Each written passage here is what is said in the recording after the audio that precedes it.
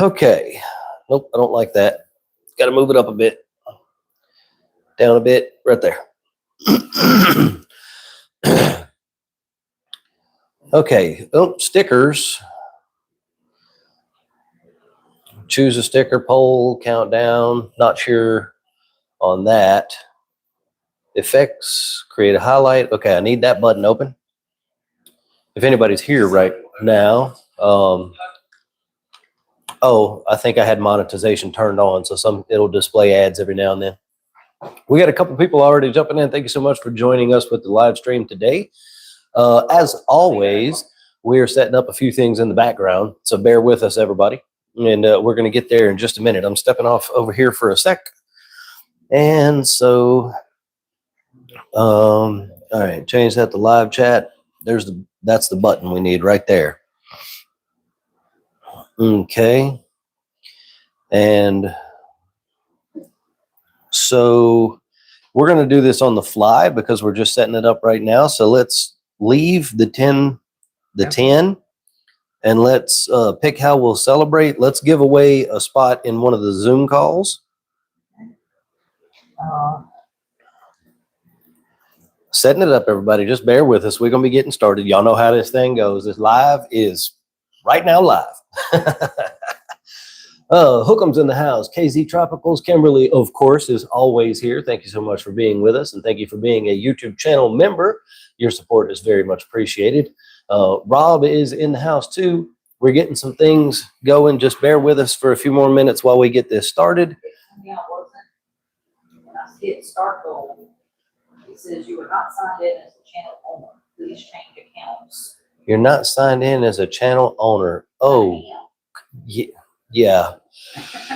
Hello, Jessica. Thank you so much for joining us today. We're trying to get some background stuff going here, and it's not letting us set it up. So we will manually do this, and we'll mention it a couple of times through the live stream.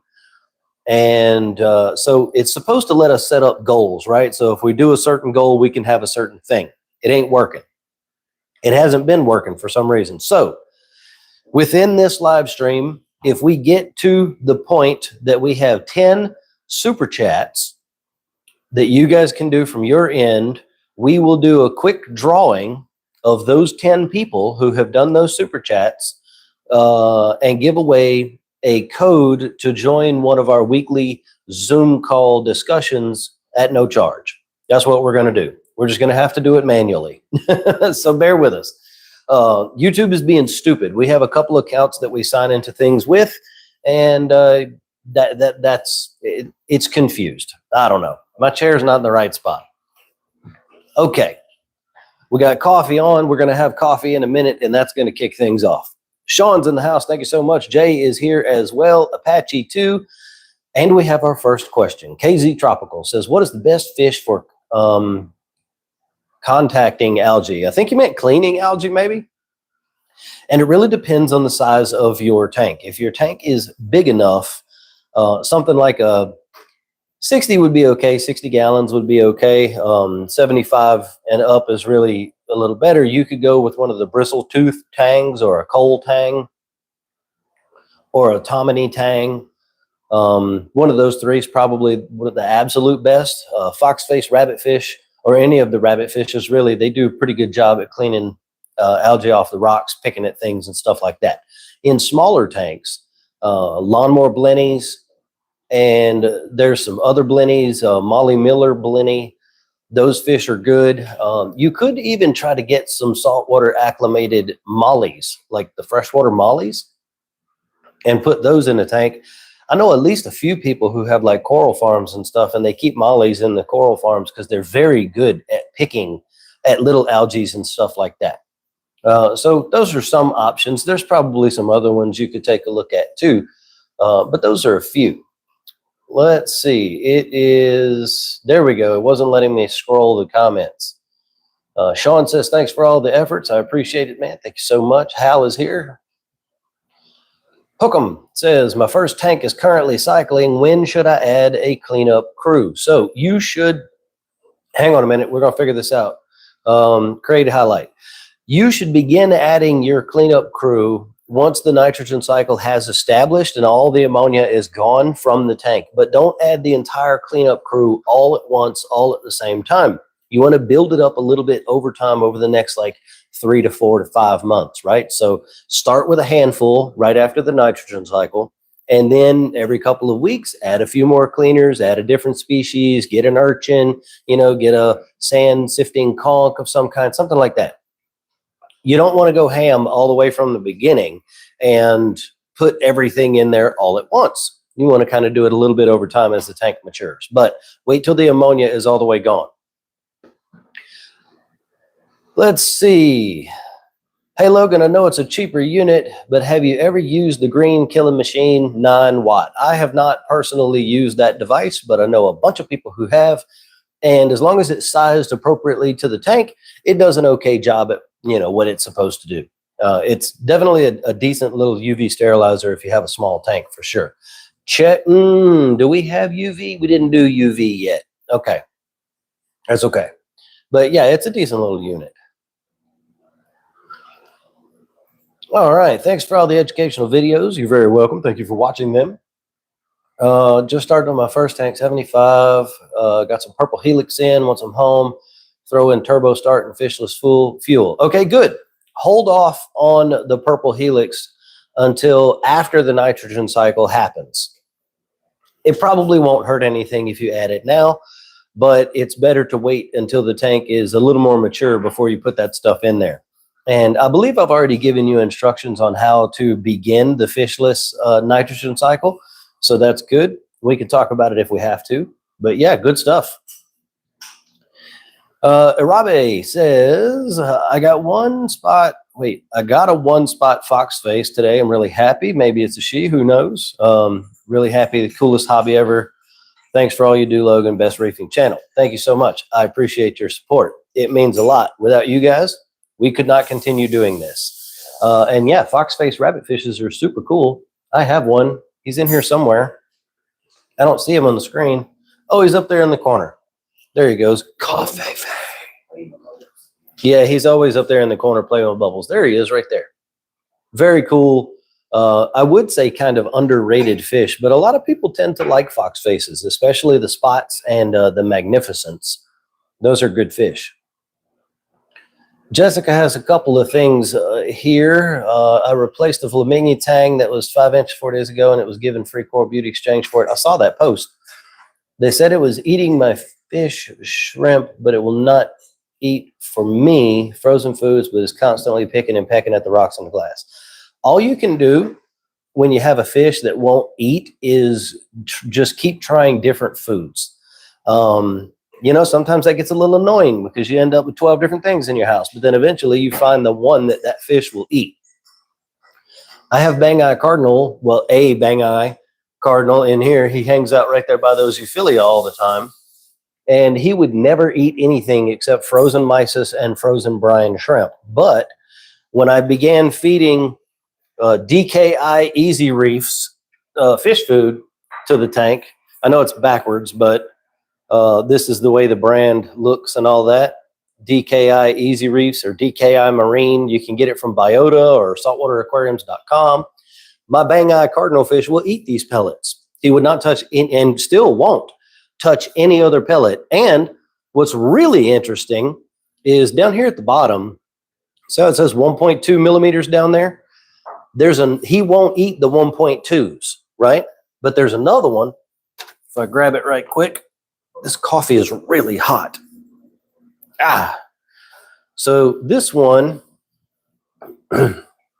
it says 2 millimeters. It won't focus. Yeah, 2 millimeter pellets right down there at the bottom. He will eat these. I couldn't tell you why. I have no idea why, but he likes these 2 millimeter ones. And I've had that fish for about 3 or 4 years, and he would never eat anything else. That's the first pellet food that fish has ever eaten. So you just have to keep trying stuff until you figure out what they like. If that fish is picking at the rocks and stuff, look, there's another one from DKI. Let me get down here and grab it. Yeah, this one. So the Easy Mastic, it's a stick-on bite type of food. Here, let's bust this out and take a look at it. So it looks like that. It's a big, squishy, soft. Oh God, don't smell it. Oh, squishy, soft, sticky type thing. You can take one of those and you can like stick it into the rocks, or even stick it on the glass or on a clip or a empty shell or something like that and drop it in the tank. And he might begin picking at this stuff. This is a very good food for very finicky fish, because you can stick it on the rocks and whatnot and just let them kind of pick at it throughout the day. Very good stuff. Copper band butterflies, those fish like that are finicky eaters. Sometimes that mastic style of food is a very good thing to try for them. So just some ideas there.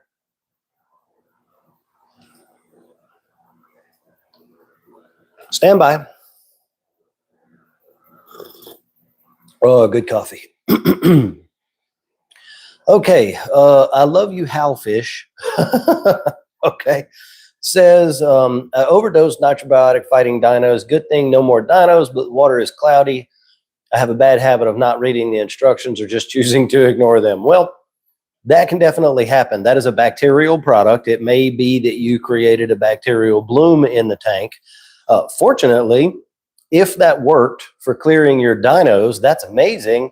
And you can probably just do a 2 or 3 day blackout on the tank, and it'll get rid of that bacterial bloom for you.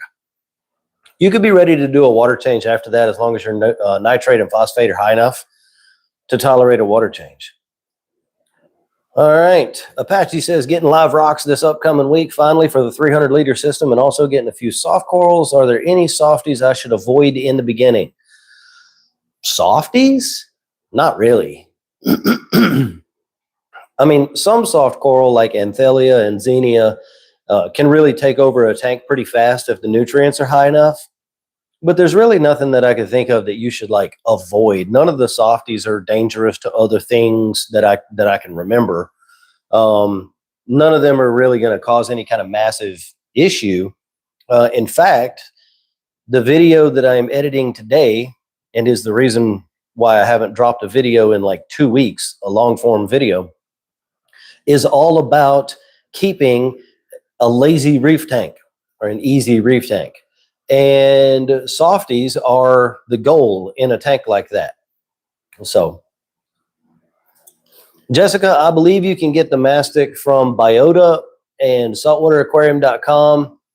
BRS. I would just Google DKI Marine Easy Reefs fish food, and you'll probably find a bunch of vendors that have it. I'm sure it's all over the place. It is kind of new to the USA. They just sort of brought it over here. But it is good stuff. Chris says, Vibrant Underwater Creations Reef. Will this product help remove or prevent brown algae film that keeps forming on my glass? I'll keep all the glass and clean the glass, and within an hour it comes back. If you're, hang on. I'm trying to see if you're talking about this same product that I have here. Yes, you are. Okay. That product is basically a commercial swimming pool algicide that they have rebranded as a product for saltwater aquariums. It does absolutely kill algae. Yes, 100%. It will. But it's not the safest thing to put in your tank if you have sensitive coral. If you don't have sensitive coral, not really a big deal, not really a big concern. I have used it. I've used it on my sea cardinal that's sitting here right next to me. I've used it on tanks that had massive algae outbreaks before to kill all the algae and clear it out. It does work. That said, usually when you see a brown haze or brown film algae showing up on the glass, it's usually due to a high phosphate situation most of the time. Not always, but most of the time. And in that situation, you have to fix the nutrients first. If you don't fix the nutrient problem first, anything you do after that is going to work for a little while, and then it's going to just come right back. So check your nutrients. Make sure that nitrate, phosphate are where they should be. And just go from there. Thomas, in one of my tanks, it has been showing 0 nitrate. Phos sits around 0.07. Okay, well, you definitely want to get, there goes my eyelid again. My eyelid has been going crazy for the last, I don't know, week now. It'll start spasming for some reason. It's probably screen fatigue. But anyway, you want to get those nitrates up a little bit. I would not try to drop the phosphate. I would leave those alone, and I would dose nitrate to the aquarium to bring the nitrate up to around 10 ppm or so. And yeah, that would be a good nutrient balance if you did that. Yeah, I think it caused a bloom. I was thinking about picking up that green killing machine, but blackout sounds like it will save me some money. Try the blackout first. Yeah, try the blackout first and see how it goes. Do you prefer raising nitrate via nitrate dosing? It depends. If the tank is a fairly new tank and there's not a lot of corals in there and stuff like that, I prefer ammonia dosing. No, excuse me, that's backwards. If there's not a lot of corals, yes, I prefer just straight nitrate dosing. If the tank is full of corals, then I kind of lean down the road of ammonia dosing instead, because it gives the corals a more immediate food source than the nitrate. When corals use nitrate, they break it down backwards into ammonia first, and then they use it. And so if you have corals, I would look at ammonia dosing. There's a new product out on the market called nitrous from Novel Aquatics. You can find that, and it's a very good product for that. It's ammonia and urea mixed, and you can dose that to the tank, not only to feed the corals and stuff, but also to raise the nitrate naturally through biological processes. If there's not a bunch of coral in the tank yet, you can just get some neonitro. And look, don't get me wrong, neonitro, it'll work even if there are corals in the tank, right? I just like doing things biologically rather than just dumping in the end product. I think it's a better way to go. But you could get neonitro, or you could DIY your own nitrate solution and add it to the tank to bring those things up. Yeah. Kimberly said, easy is for me. Well, you're going to very much like the video that is going to be coming out on my channel next. I don't know if I'm going to make it today, probably not, maybe tomorrow, don't know. It's I'm way behind on my long form. A lot of crap happened. I have concentration things and all kinds of stuff. Anyway, that video is going to be really cool. I did a Zoom call with Andrew Boma from Reefability. He is running a very easy to keep softy reef tank. Looks amazing. And he joined me on the Zoom, and we talked about all the things that you do to have an easy, lazy reef tank. Skeleton corals are not your friend. I will say that. Okay, now that's all I'm going to say.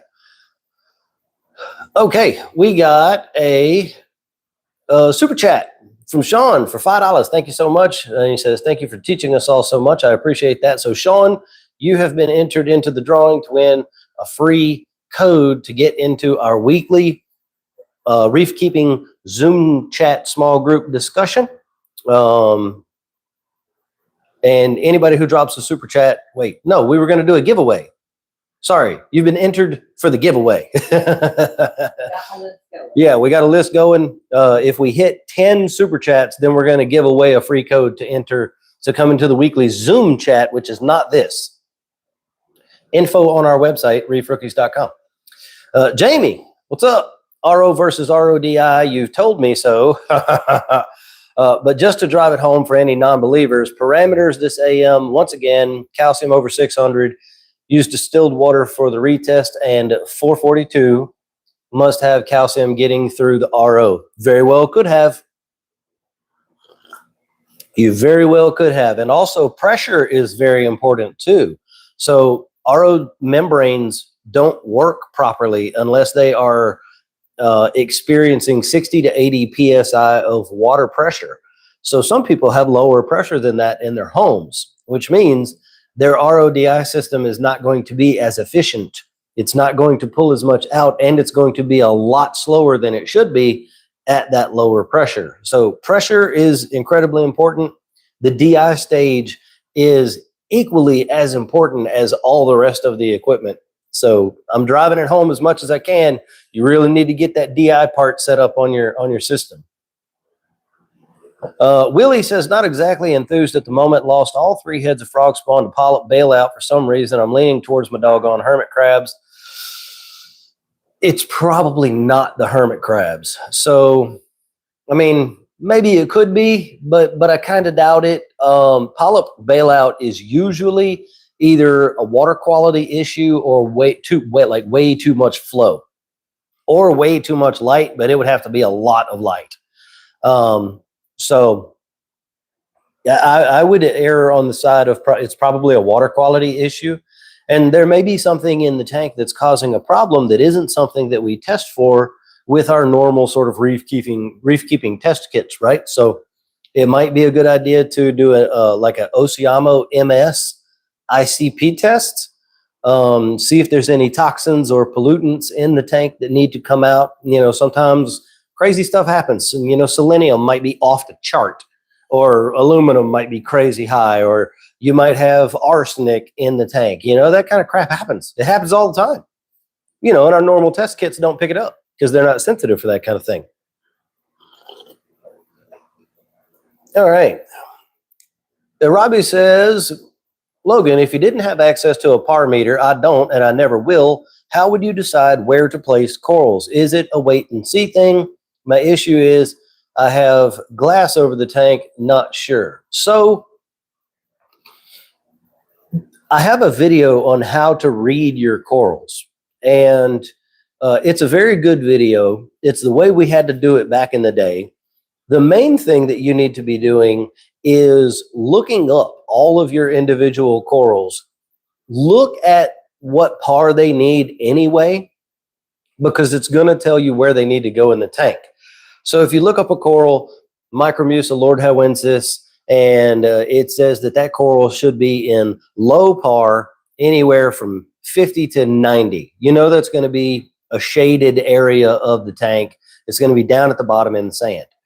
If you look at another coral, you know, a Holy Grail torch, it wants moderate to high lighting. You know that's going to be 200 to 300, somewhere in that range. That's going to be up, you know, middle to high in the tank. And Acropora generally like more, so their high light requirement going to be 300 and above, all the way up at the top of the tank. There's always exceptions to every rule and every species and genus of corals. There are some Acropora that don't like a lot of light. There are mushrooms that are just fine in high par. So some of it is putting the coral in the tank, watching it, see what it looks like. If you put zoanthids in there and they start stretching out real long, they need more light. If you put them in there and they're flat against the rocks, they need less light. So reading the corals is a skill set that you're going to attain over time as you keep corals. But I do have a video on my main channel about that. I also have a fishing channel. Did you guys know that? It's Reef Rookies Goes Fishing. I upload there a little bit when I have time. You know, fishing is one of my favorite things. As I mentioned earlier, I'm cycling my tank. When would you suggest I can add GSP to the back wall? I see different answers everywhere I look. Whatever you want. Whenever you want. The reason you see different answers is because there are two very different like mindsets in reef keeping. One, you should never add corals until the tank matures. Two, you can add corals from day one, and both are potentially correct. Corals are not affected by moderate levels of ammonia. So 1 ppm, 2 ppm, they don't care. They actually use the ammonia for fuel. But that said, they do prefer stability. So waiting until a little after the nitrogen cycle to the ugly phase is kicking in, you know, the tank's starting to turn brown before you add your first corals, that's fine. You know, if it's your first reef tank, I would say wait. If it's your second or third one that you're setting up, I would say go ahead and put them in early. It's going to be okay, generally speaking, either way. You're welcome. I love you, Halfish. Funny name. Mildly stocked with coral, says Thomas. In that case, you could really go either way. You could do the nitrate straight, or you could look into the ammonia dosing. Either way would be fine. KZ Tropical says, how to DIY it. I think you were talking about the nitrate supplement. In short, it is 42 grams of either sodium or potassium nitrate into 1 liter of RODI water. You mix that up really well, and then you dose it according to a formula. All of that information can be found in one of 2 places. The easiest way to find it is to go to my website, reefrookies.com,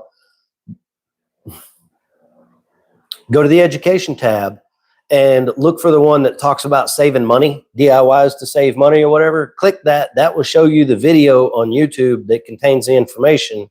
Or you could go to my Reefing Insights on my website under the education tab, find the same thing in blog format with text and all the instructions and all of that stuff. David, you're only about 25 minutes late. We're just getting started.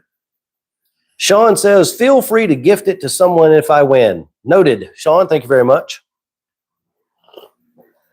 Apache says, great. I'll eventually get into LPS and SPS when the tank matured. Good. Cool. Ahmad, Ahmad. I'm not sure I'm saying your name right. I apologize. Since I live in Indonesia, wait a minute. Okay, there we go. Since I live in Indonesia, it is expected that the average temperature is 28 Celsius or around 82. What do you think if I keep easy softies? I think you're right on the border of the temperature being too high. 82 is my absolute limit for my reef tank. If it goes over 82, I start taking some like drastic action to bring the temperature down. I don't like running my tank that high. It can survive at 82 if that temperature is stable and doesn't go above that. Above that, you're going to start having problems. I would recommend, excuse me, I would recommend going the other way and try keeping the tank down around 76 or 77. You might have to get a chiller because if you do that, then you have more room for the temperature to rise on a really, really hot day. But that might not be available to you. So if you're going to be running at 82, you're going to have to keep a good close eye on it. I would recommend having something that will alert you if the temperature gets over 82 degrees. Jamie says, tons of corals all at once. Nitrate, this AM6, phos 0.3, ammonia 0.1. Start running the skimmer or dose more nitrate or both. The only thing...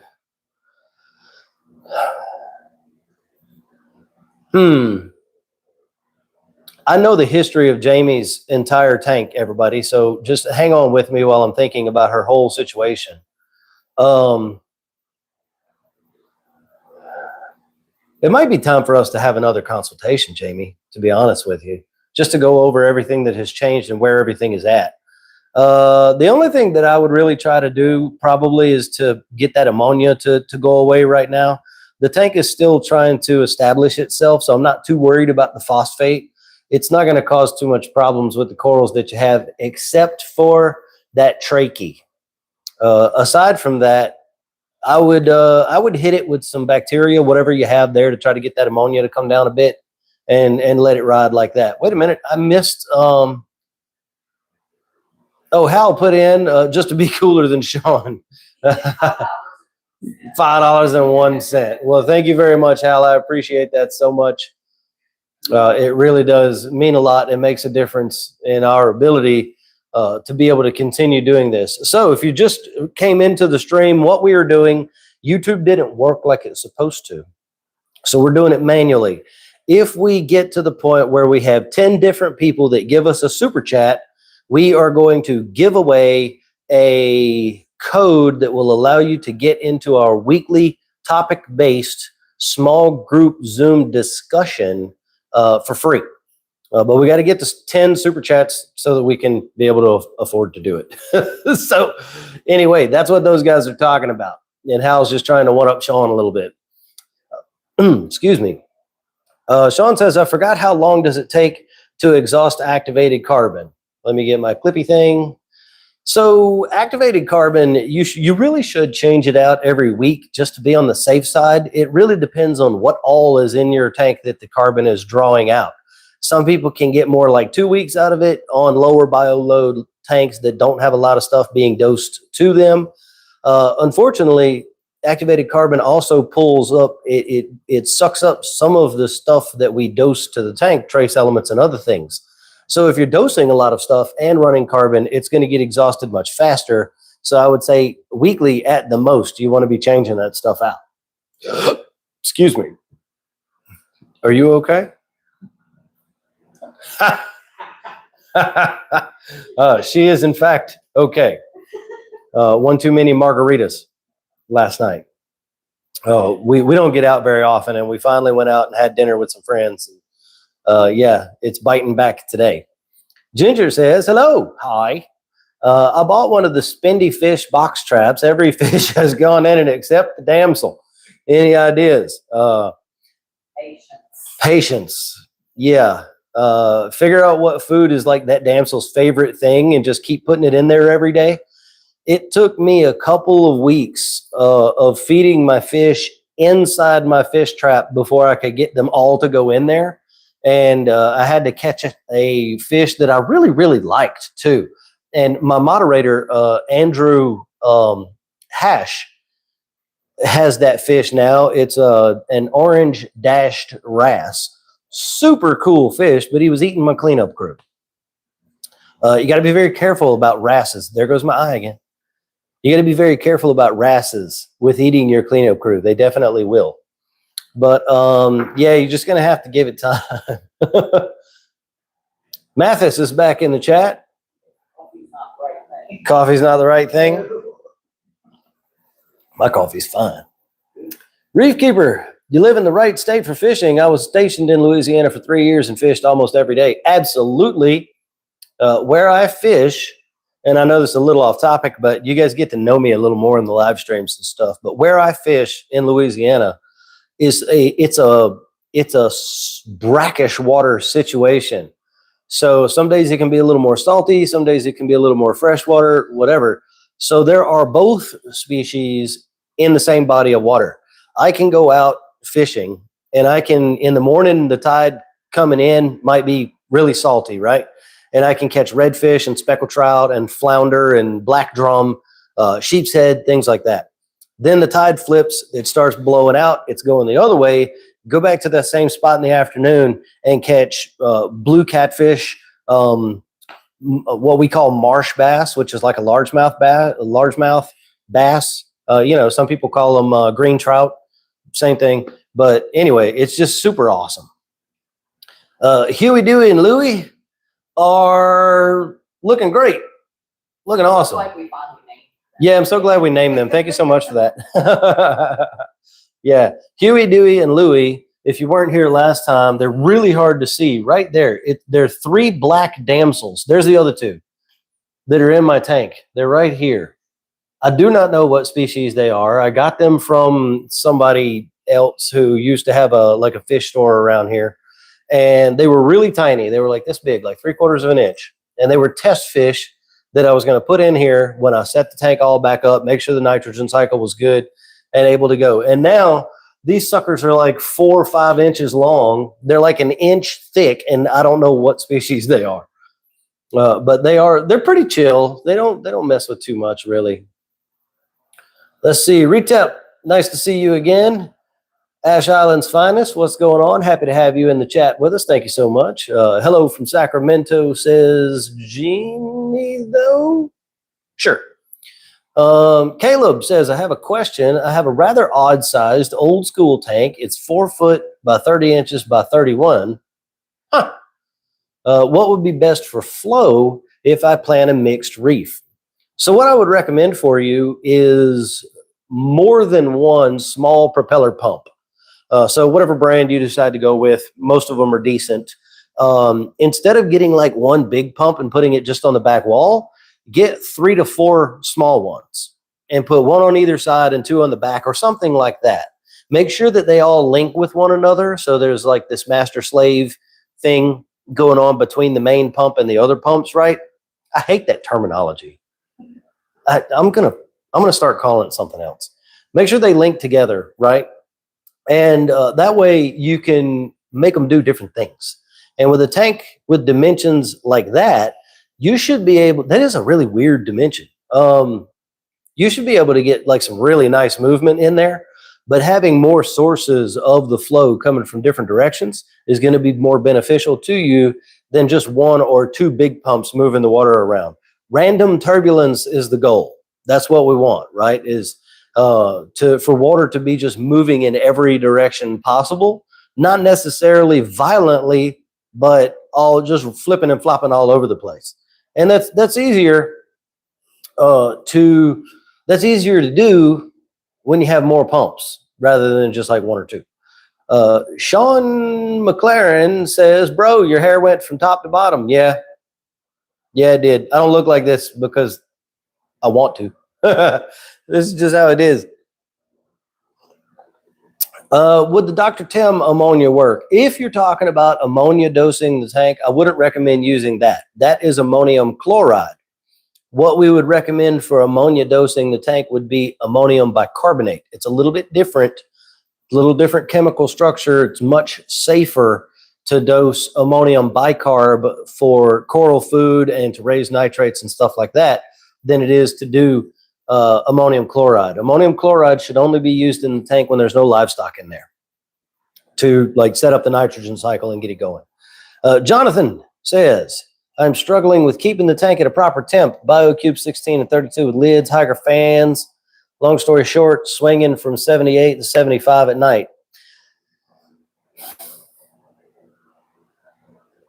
Wait a minute, I'm confused. So you're having a problem with the tank going down in temperature? Fans have timers, but I haven't worked that out yet. Swinging from around 78 during the day to 75 at night. So if it's going down at night, either your heaters are not keeping up properly or you need to turn the fans off at night. That's the opposite of problem that most people have with BioCubes. Most people have a problem with them getting too hot, not too cold. But yeah, so I would turn the fans off at night and make sure your heaters are up to the task, make sure they're good quality. I would have them on an external heater controller for each tank, something like an Inkbird. Like the Inkbird 306, something like that. Yeah. I have two clowns and one Tomini Tang in a 60-gallon plus 20-gallon sump. I'm sticking to that amount of fish. Is my max spec SK400 overkill? I don't remember the exact recommendations I think that's a skimmer. I don't remember the gallons that skimmer is rated for. If it is rated for a much larger tank, then it could be overkill for your small tank. If you're having trouble maintaining nutrients, you might have to turn the skimmer off through certain parts of the day, in which case I would recommend running it at night, not during the day. That way it offsets the pH a little bit for the tank and helps keep pH more stable at night. But yeah, I don't remember all the specs about that specifically. Sean says, I'm using it in conjunction with flatworm treatment. Thank you for the detailed explanation. You're very welcome. Tiger says, look up Serious Reef Clear Bag Catch System. It's awesome. I'll have to look that up, but I don't know. Never heard of that. That's a new one on me. But people are bringing new stuff out every day, so it doesn't surprise me. Willie says, do you fish saltwater or the bayou? Never mind, answered it as I was typing it. Yeah. So I bought a bass boat because I've always been a bass fisherman and catfish too, but freshwater fish for bass for most of my life. And then I went saltwater fishing and it took a long time for me to figure out how to catch fish because it's very different. Bass fishing, you go to the river, there's fish in the river. Saltwater fishing, you go to a place like Lake Pontchartrain, and the fish might be on this end of the lake this week and on the other end of the lake next week. It's very different. And so once I started figuring out how to catch fish, and then we cooked and ate some of those fish, I am ruined. Ruined. You hear me? I'm not going freshwater fishing anymore. The saltwater fish are like orders of magnitude better tasting fish than freshwater fish are. Now, I never understood it until now, where people would say like bass are not good to eat. I was always like, bass are fine. You know, a little lemon pepper, a little, you know, just good stuff, and a little seasoning, some Tony's, good to go. Yeah. Freshwater bass cannot hold a candle to marsh bass or any of them other fish that I was talking about earlier that live in saltwater. It ain't even in the same realm of enjoyability. KZ Tropical said, if GFO in the tank, how long time is harmful for the tank or any chemical media? So that's a difficult question to answer. I mean, the stuff itself being in the tank is not harmful. It would have to be in there so long that it begins to break down and releasing like fine bits of itself and other things back into the tank. It's not going to be harmful just because it's in there, really. But you want to change it out regularly. At least with like GFO, you either want to swap like half of it every week or all of it every 2 weeks or something like that, depending on how dirty the tank is. But just having it in there isn't harmful to the tank. As long as you're using good quality stuff. Conductor Greg says, have you ever ran a gyre pump? Yes, there's a gyre right there and one on the other side too. I'm currently running a Coral View 4K gyre with Hydros controller, and it doesn't seem to move the water good. Gyres they have a very different flow profile than other types of pumps. It's very flat, but it can go really far. And if you turn them all the way up, they can be very powerful. If you're using the gyre with the Hydros controller, what schedule you have it set on is really going to make a big difference. That specific gyre pump, or gyre, however you're supposed to say it, I'm not even sure. That specific one, it doesn't ramp up and down very quickly.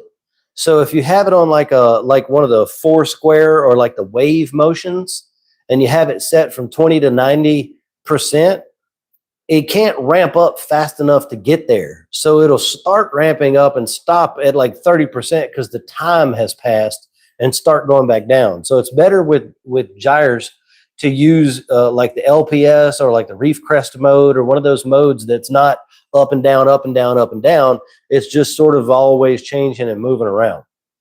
That said, I have come to the point where I don't like gyres anymore. I'm waiting on new pumps to come for this tank to get this gyre and my other one out of my main display because they're not doing the job that I want them to do.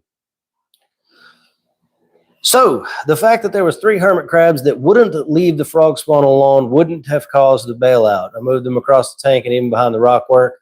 I don't expect that's what caused it. I'm not saying that it can't. I'm just saying that that's not usually the cause. What is more likely is the corals were bailing out. They were already deteriorating. There was some dead tissue around there and stuff, and the hermit crabs were cleaning that up, which that's their job.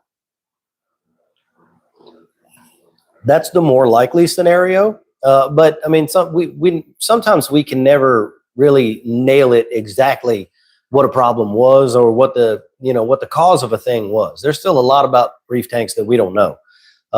But usually I don't see polyp bailout, even if hermit crabs are picking around the flesh and stuff like that. Usually not. But I mean, anything is possible, you know. Mathis is running 8 gyres in a 2,000 liter setup. Yep, that would work. Vermidid snail. Now those vermidid snails will cause polyp bailout. They will piss a coral off to the point where it does that. Yes, absolutely. If you have those, you need to get rid of them. Best way to do that is to crush them. Let's see. Man, is it Matt or is it Mathis? I've been calling you Mathis. I apologize. I think it's Matt. But I've measured PO4 and it came up 0.5. Can't seem to lower it with Rowaphos. Any other method help keeping it down? That's really high. Double check that with a different test kit just to make sure that that number is right. If the second test kit disagrees, triple check it with a third test kit and go with the number that you get from 2 test kits. 0.5 is real high for your phosphate. So that's definitely going to be high enough to cause some problems. If Rowaphos doesn't take it down, you might have to go with lanthanum chloride. Brightwell Phosphate E. Just make sure you follow the directions explicitly how it says and for how much to use. Caleb says, any recommendation for hole in the head on a baby Naso tang? Yes. If you're running carbon in the tank, get it out. The carbon dust is associated with causing HLLE in tangs and angelfishes. So if you're running carbon, stop. Make sure that your carbon is good, high quality stuff like the ROX 0.8 carbon from BRS. It's very good. Or the new stuff, the catalytically activated carbon, very expensive from Kohler Labs with a K, Kolar. That's good stuff too, and it doesn't have dust or fines like that. HLLE is usually an indicator of a water quality problem, not necessarily a parameter problem that like the stuff that we test for, but a water quality issue. Like there's something in the water that's not good for the fish. So water changes, running high quality carbon or removing low quality carbon, more mechanical filtration, more skimming to remove things from the water, that kind of stuff are all going to go a long way into stopping that HLLE from progressing and hopefully reverse it. But sometimes if it gets too bad, the scars will remain even if the fish has been, over it and is healing. Just started to see spots of sea lettuce pop up. What is the best fish or invertebrate to help with that? Just ordered the Pop Bloom 60 for the 16 BioCube, trying to stop it from spreading. So sea lettuce is not a usual one. If you're talking about ulva algae, just about any herbivorous thing is going to mow that stuff down. And, any crab that eats algae, Pithos crab, emerald crab, anything like that, any fish that eats algae, they're going to love that stuff. If that's what you're talking about. Sea lettuce is kind of a strange term to use. By the way, if you're not, all of you are not in the Facebook group, please join the Facebook group. You can get there from the website, reefrookies.com. It is a private group. Answer both questions. Click that you agree to the rules, and we will get you into the group. As long as you are not a business or you have a page, it has to be a personal profile. Anyway, if you're in there, Tiff and Rick, and I think you are, post a picture of what you're seeing so maybe we can ID it just to be sure. Tidal Gardens is in the house. Well, hello. Nice to see you. We recommend you guys all the time for people looking for coral information and a place to purchase corals as well. Very awesome to see you here. Hope you didn't have it to deal with the smoke last week. Not us all the way down here in Louisiana, but I'm sure some of the people in the community were probably dealing with that. I know that's a tough situation for a lot of people. Apparently all of Canada's on fire. I don't know, but that topic can go political kind of quick. People are a little upset about all that right now. So let's keep it to reef keeping. But thanks everybody, or thanks for stopping by and hanging out with us, Tidal Gardens. It's appreciated. I don't know how to fish freshwater at all. I grew up in Florida. Nothing on the planet touches linesiders, commonly known as snook. Yeah. I have never caught snook, not yet. But I'll tell you what's running down here right now, which is really upsetting me because it's like it's a fish I want to catch and eat, is triple tail. They're all over the place right now. And I sold my boat so that I could rebuild and finish my grandpa's boat. And then birds built a nest in my grandpa's boat in the back of the boat. And I'm in a bird sanctuary. It's illegal to move a bird's nest with baby birds in it. And I wouldn't do that anyway. And yeah, I can't go fishing right now. And there's triple tail 10 minutes from my house. Snook is not one that we catch up here close by. We have to go a little further out for that, out to Venice. Baker's ammonia is ammonium bicarbonate. Randy Holmes Farley has a recipe. Yes, he does. That's where I got most of that information from, and I made sure to give him credit for that too. Anytime you were live, my pistol shrimp starts mag dumping. I think they know. Yeah, our little pistol shrimp, he's been quiet, but that tank is very not happy. I'm actually thinking about tearing it down, cleaning it, and starting it back over. The dinos just did a number on it. It's got algae now, and like it's just really. I got the light off. I'm just trying to kill everything except for the fish and a couple of corals. So anyway, yeah, He's been quiet, but I don't think he's very happy right now.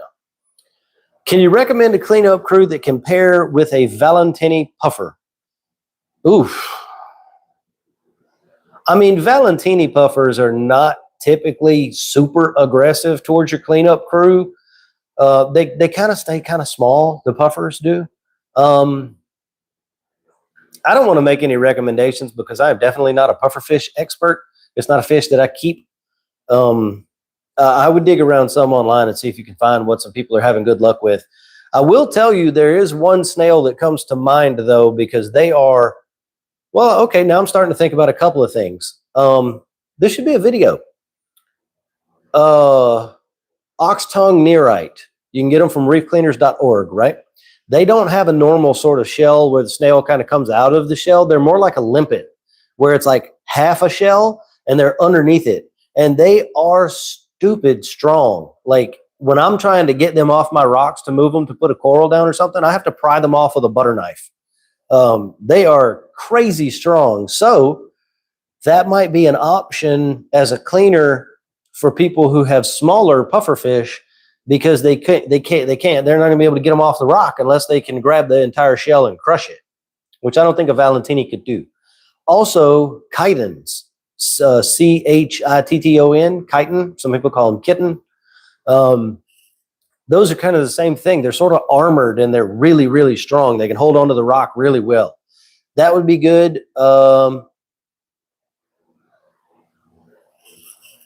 I don't think puffers mess with conchs too much, do they? I don't know.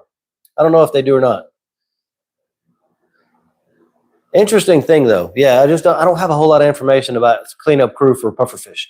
KZ says, you interested in the World Cup? Nope, I don't follow any organized sports whatsoever. Zero sports. The only thing that I enjoy is fishing. Well, and some gaming. I play Minecraft a bit. Some other games every now and then, like Warzone. Used to be big, not Warzone, Gray Zone Warfare. Used to play tons of Warzone until they ruined the game. Anyway, what ATO do you recommend for a 20-gallon? I mean, there's lots of options. For a 20-gallon, you could even do like a gravity ATO. So like a bottle on top of the aquarium, hangs on the rim, and you fill the bottle up, flip it upside down, put it in there, and it just gravity drains into the tank. You could do that. If you wanted like a digital ATO, the Tunze, I think is how you say it, osmolator, Tunze, osmolator. Pretty expensive. Very nice piece of equipment, though. You could go with that. Personally, I use ice cap ATOs. I think they work just fine. It's got a triple level sensor, so it's low, high, and emergency shut off at the very top. So if it overfills and it trips that top one, it cuts the pump off. It's literally just a sensor and a little pond pump and a hose. That's it. I've got one on the Sea Cardinal. I've got one on the main tank. Well, and actually, that's it. I don't have an ATO on any of the other tanks. But that one works really well. There's a bunch of other ones. The Duetto 2, people like that one a lot. People really seem to have, people seem to have pretty good results with the F Zone from Amazon. So might want to check into that, see what those look like to you. 183 ppb.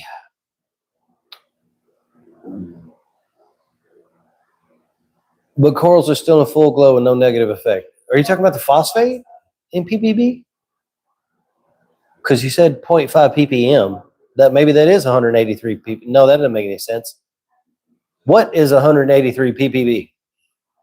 Jamie says, once a coral is bleached, can you get the color back? Yes, you can. It takes a really long time and basically perfect stability and parameters and even a little bit of feeding. Live phytoplankton, like a live phyto blend from Bulldog Reef, sort of affiliated but not sponsored. You can use code RRWL15, all caps, at Bulldog Reef for phytoplankton, copepods, and stuff like that to get a 15% discount. You're welcome. It doesn't give me anything. I don't get kickbacks, no sponsorship. They're not paying me to say that. They made that code to help the community, and I think they got a good product. So there you go. You guys all have that information now. But yeah, feeding the tank live phyto, especially like the blend, it's brown and they put like 4 or 5 different species in there. you can sort of turn all the flow off and spot feed that right around the coral into its food web. It's like mucus net, and that would probably be really good for it. It's very nutritious food. But yeah, you can get them back. Sometimes it takes a while. New 15-gallon Reef Casa tank, finished cycling 3.5 weeks, 20% water change, added 2 mocha clowns, feeding small amount. Frozen, taking it slow. Sounds good. Sounds good. Sounds like you got it going on there. Uh-oh, what is that? Rytech. I think I said that right. Maybe not. I hope so. Happy Sunday, Reef Keepers. Is there any benefit to having house plants like potted or hanging plants near an aquarium to improve air quality and or pH? Louisiana air is too hot to open doors for fresh air. Well, as a fellow Louisianian, first, let me thank you for the super chat. I appreciate that. You are now entered to win a code to join our weekly Zoom discussion for free. Thank you so much. Let me heart that. Boom. I'm gonna like it too. Bang. We need 7 more of those to actually make that happen and do the drawing. So y'all keep them coming, and I appreciate it. But that's a very theoretical question. I understand the theory. We would have to form a hypothesis and test it to be sure. But I will say this: I don't think there's any situation where it's going to hurt anything. If you had enough plants around, there goes my eye again. If you had enough plants around your tank that they would begin consuming excess carbon dioxide in the immediate area around the tank and lowering that carbon dioxide, it is hypothetically possible that with the lower CO2 around the environment of the tank, that the pH would then rise. It would be very difficult to set up an experiment to prove that theory, because reef tanks, you could set up 2 reef tanks side by side, right next to each other with the same equipment, same everything, and have a different pH result between them. So proving that it's the plant doing it could be potentially difficult, but I like it. I think an aquarium with a nice bit of plants and stuff around the tank is super awesome looking. It's definitely not going to hurt anything to do it, and I think that you should. And then show me, post pictures in the Facebook group and stuff, because I think it would look awesome. But yeah, I mean, hypothetically, I could see that doing that for sure. Willie says, wait, hole in the head is a saltwater thing too? Oh yeah, absolutely. I got to worry about 2 tanks with that now. Yes, HLLE comes over into saltwater as well. Absolutely. KZ says, I don't have access to good activated carbon. Can I use the one inside of RO?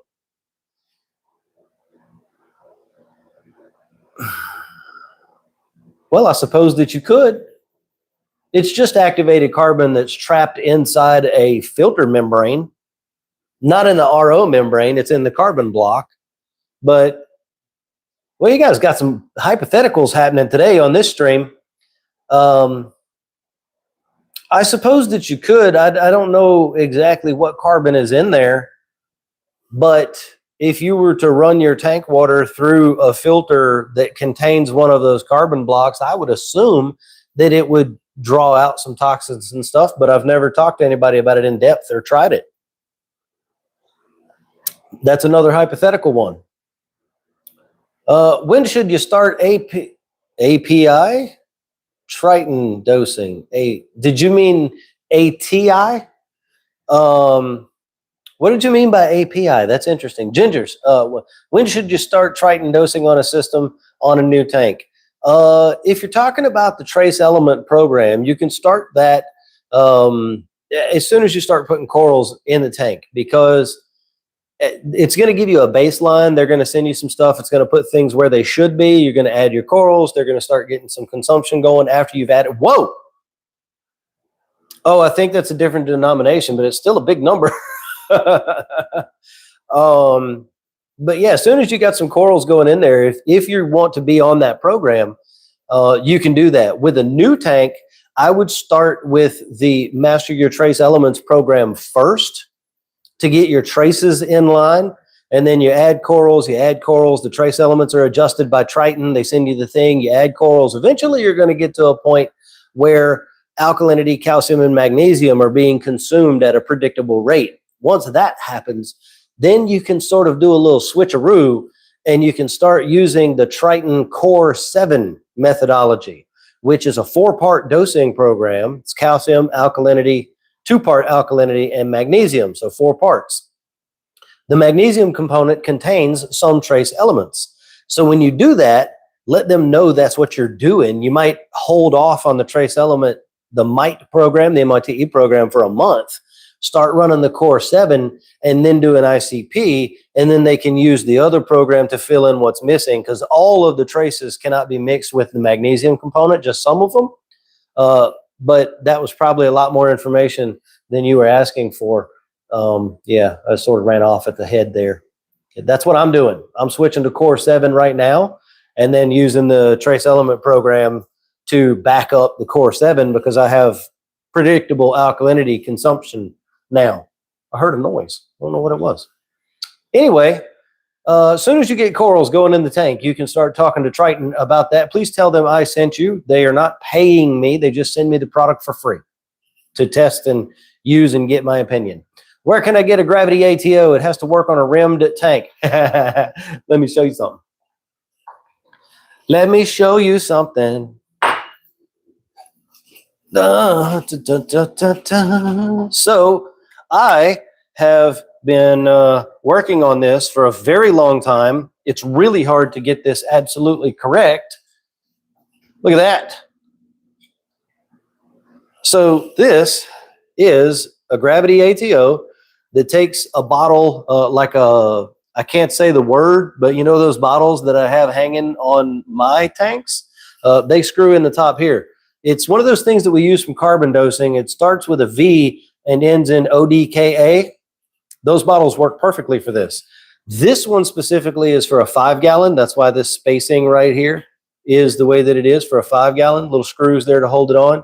You just screw the bottle. This part is angled, so it keeps the water level right here at the top, right underneath the trim. I will have these available for all trim sizes of tanks very soon, hopefully within like the next month. Aside from that, there's some, actually, I don't know if I've seen one for a rimmed tank online. Rimless, there's countless ones to choose from. They're all over the internet for rimless because it's super easy to design. It is not easy to design one that is universal and fits on a rimmed tank that is secure enough to hold a bottle like that. Trust me, I've been trying to do it for months to try to get it right. But anyway, this is mine. This is my design, and it's coming soon. It's going to be on my Etsy store in my 3D printables. So I actually just got measurements from one of my other moderators. Could you top off my coffee? Or do I need to get it? No, I'll get it. Okay. I was answering. All right. In the chat, so anyway.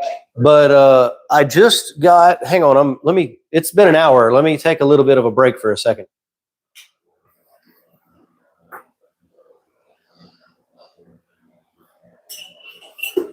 More caramel on our next poster. Yeah, I'm running out of my coffee caramel. So one of my moderators, Albert, took some pictures and measurements for me of 10-gallon, 20-gallon, and 40-gallon tanks. And I have a 40 breeder. I think he did his 60-gallon too. So I'm going to have those bottle ATOs for all kinds of different tanks and trim sizes here real soon. I tried to make it universal, but there's so many different trim sizes. It's tough. Drives me crazy when my eyelid twitches. Yeah, me too. Retep wants to know, how much do I charge per consultation? I told him to go to the website because it's different tiers. Yeah, different tiers. Yeah, check it out on the website. My wife put that information in the chat for everybody to go see. And so, yeah, there's a bunch of different ways to do it. Now, Irabe gifted us 70 ZAR. I don't know what ZAR is. I'm going to have to look that up. That's very interesting. Thank you so much for your contribution. He said, just supporting the beard. You guys are going to make me grow this thing out and start braiding it. I'm telling you. Yeah, you know, are you the guy who emailed me about the beard? Somebody emailed me the other day and they were just like, hey man, nice beard. That was it. That was the whole email. I was like, that's kind of funny, but I don't know. It made me feel good. You know, it's cool. We should support each other in that way. It's good. Let's see what else we got going on here. Oh, doggone it. Ginger, she hit us again. How's that Amazon wish list? Well, Oh, and no. that's what I was answering, but you were about to get to it anyway. I mean, we haven't set up the wish list, but we did just get, was it a light that you got that we're gonna? I did, yes. Yeah, so I mean, we don't have the wish list, but we did get the first thing. Yeah. You know. We don't have the wish list set up yet. That's just one of the many things that is in the back end of the ever-growing list of things that we need to do. But I did order a NiCrew 135 watt light with the arm and everything. I'm going to be using that to make sure that my light shade fits correctly. I'm going to do a video review on it, put that on the YouTube channel, tell you guys my thoughts about the NiCrew or 135 watt, do a PAR test on it, all that stuff. And then I'm going to give it away to somebody. And that somebody is going to have subscribed to the email list on the website, www.reefrookies.com. Go all the way to the bottom, put your email in the box. We will not send you a bunch of crap. I promise. That will never happen. We have your emails, not some third-party company, so you're not going to get crap from nobody else. It's just us. It will always remain that way. So if you sign up for that, we will have your email, and that's how we're going to do our giveaways. You have to be subscribed to the blog on the website. So do that, please. And you also have to be within the United States. Oh, yeah. Equipment like that. Because, Yeah. Because of custom costs. Right. There's no. Yeah, she made a good point. To win equipment like that, you have to be in the United States. Customs and tariffs and all of that stuff. If you are the winner and you're not in the United States, we'll do a free consultation or something along those lines too. You'll still win, but it won't necessarily be the piece of equipment if we can't ship out of the country. Okay, so if you're not in the United States and you happen to win the equipment, we will work something else out for you. We'll give you a free consultation or something like that. We might send you some merch maybe, because we have merch that ships from all over the world to various different places. We will make sure that you get something if you're the winner of a piece of equipment that we can't ship out of country. We'll make sure you get something still. But so yes, all of that is happening. We have ordered the first thing. I have a lot of things I need to do with that thing before we give it away, so bear with me. I also have a Pop Bloom RL 115 here. Next week, I'm going to be making a video on that, doing all of the stuff about that, product review, all those things, and I'm going to give that away too. Huh? Oh, she said subscribe to the email. Yes. Kimberly says, I want one. I don't know what you're talking about for my 33 gallon. I don't know what you want. I've lost my train of thought here. What do you want? Tell me. What salt do you use? Asks Ozark. I'm looking at Nios. I heard good things. Nios is a great salt. I use Coral Pro, Red Sea Coral Pro, because it's just super easy to get, right? Like every fish store in the area around here, around me, they all carry Red Sea Coral Pro. Is it my favorite? Absolutely not. Does it work? Yes. You know,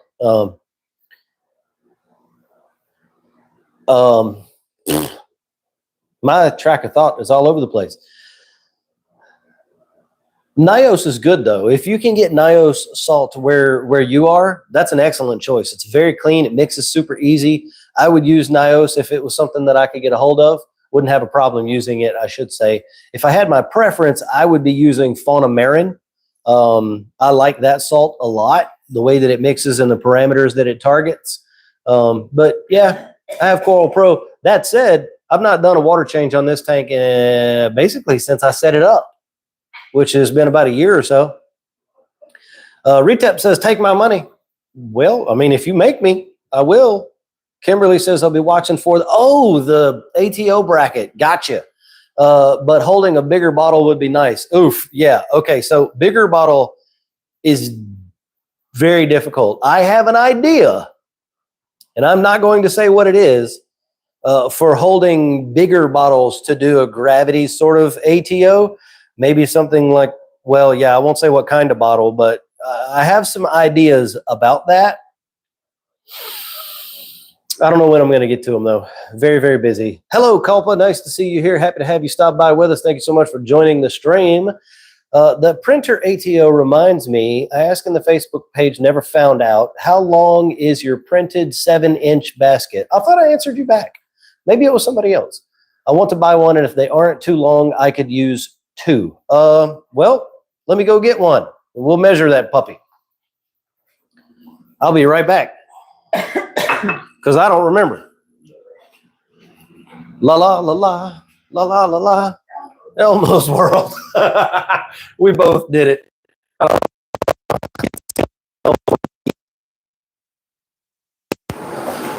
Okay. I'm coming. I'm coming back. What?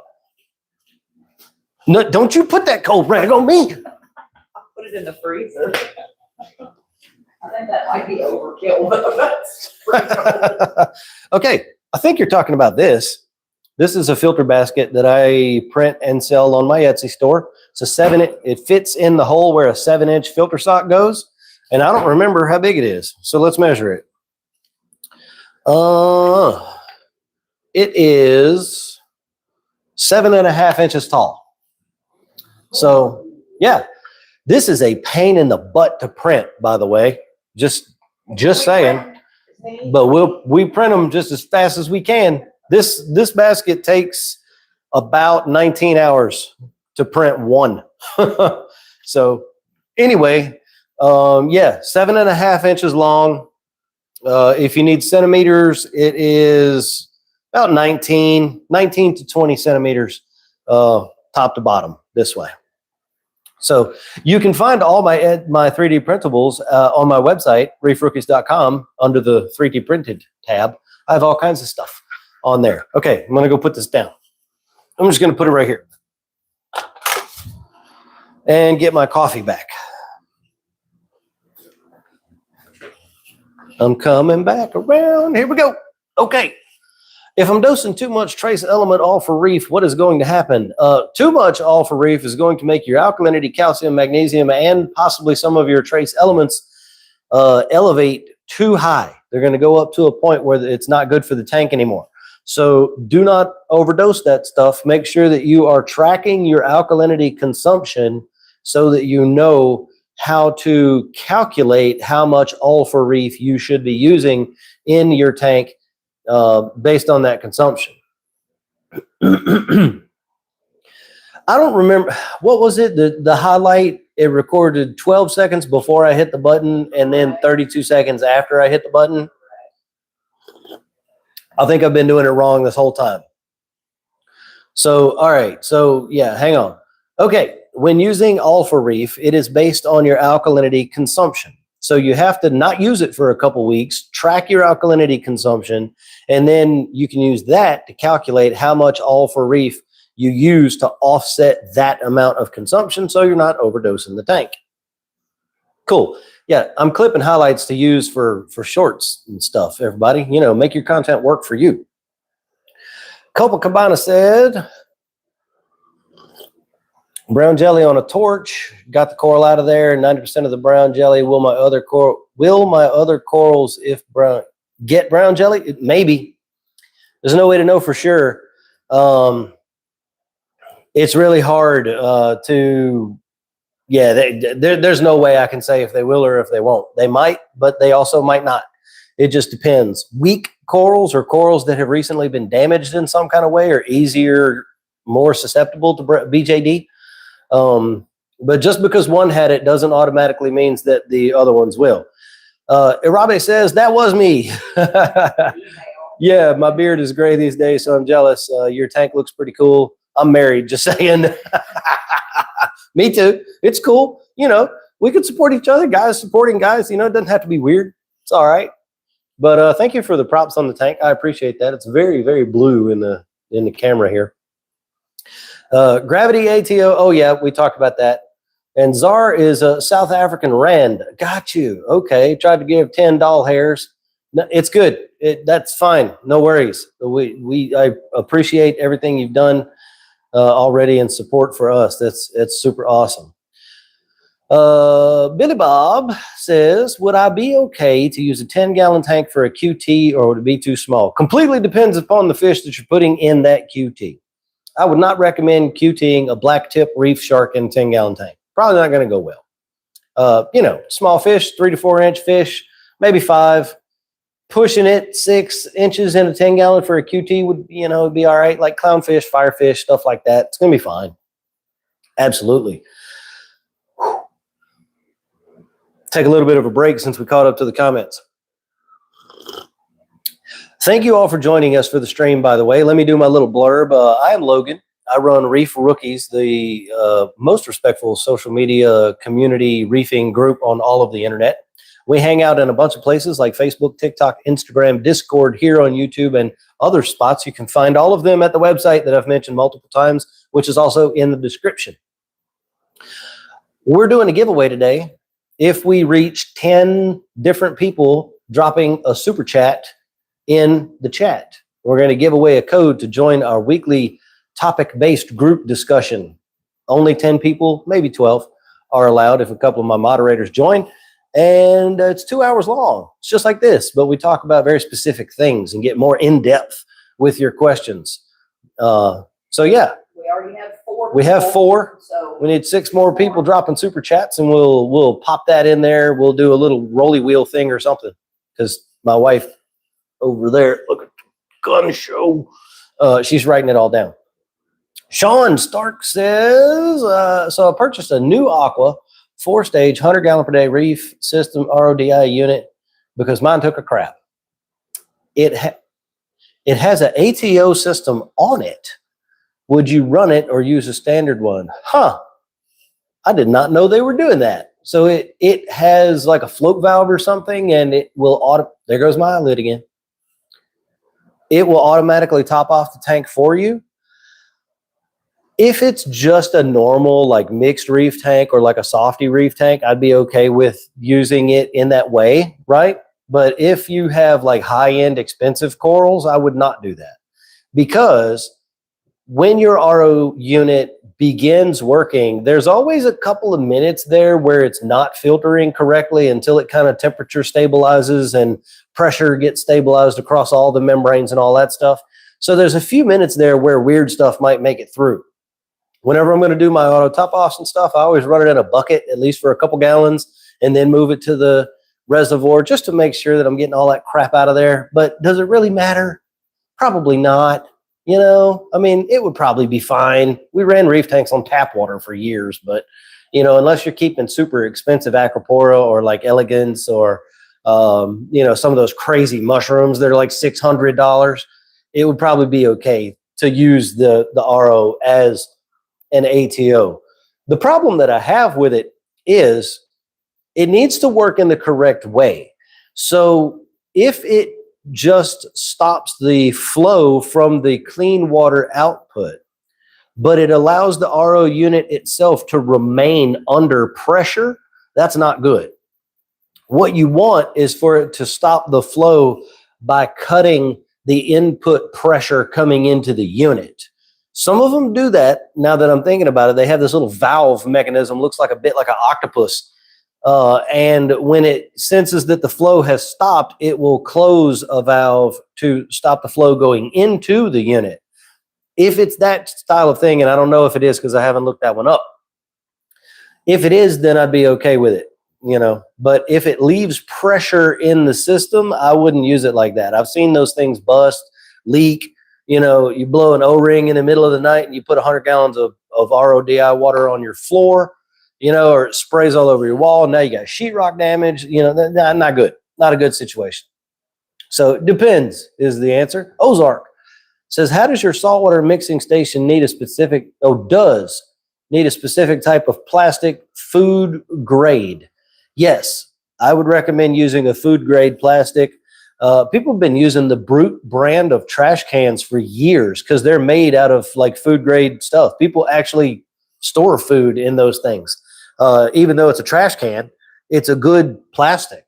lasts forever. You know, I know people who have had those brute cans in their mixing stations for like 2 decades, and they're still perfectly fine. They clean them out, you know, once a month, whatever, and rock on.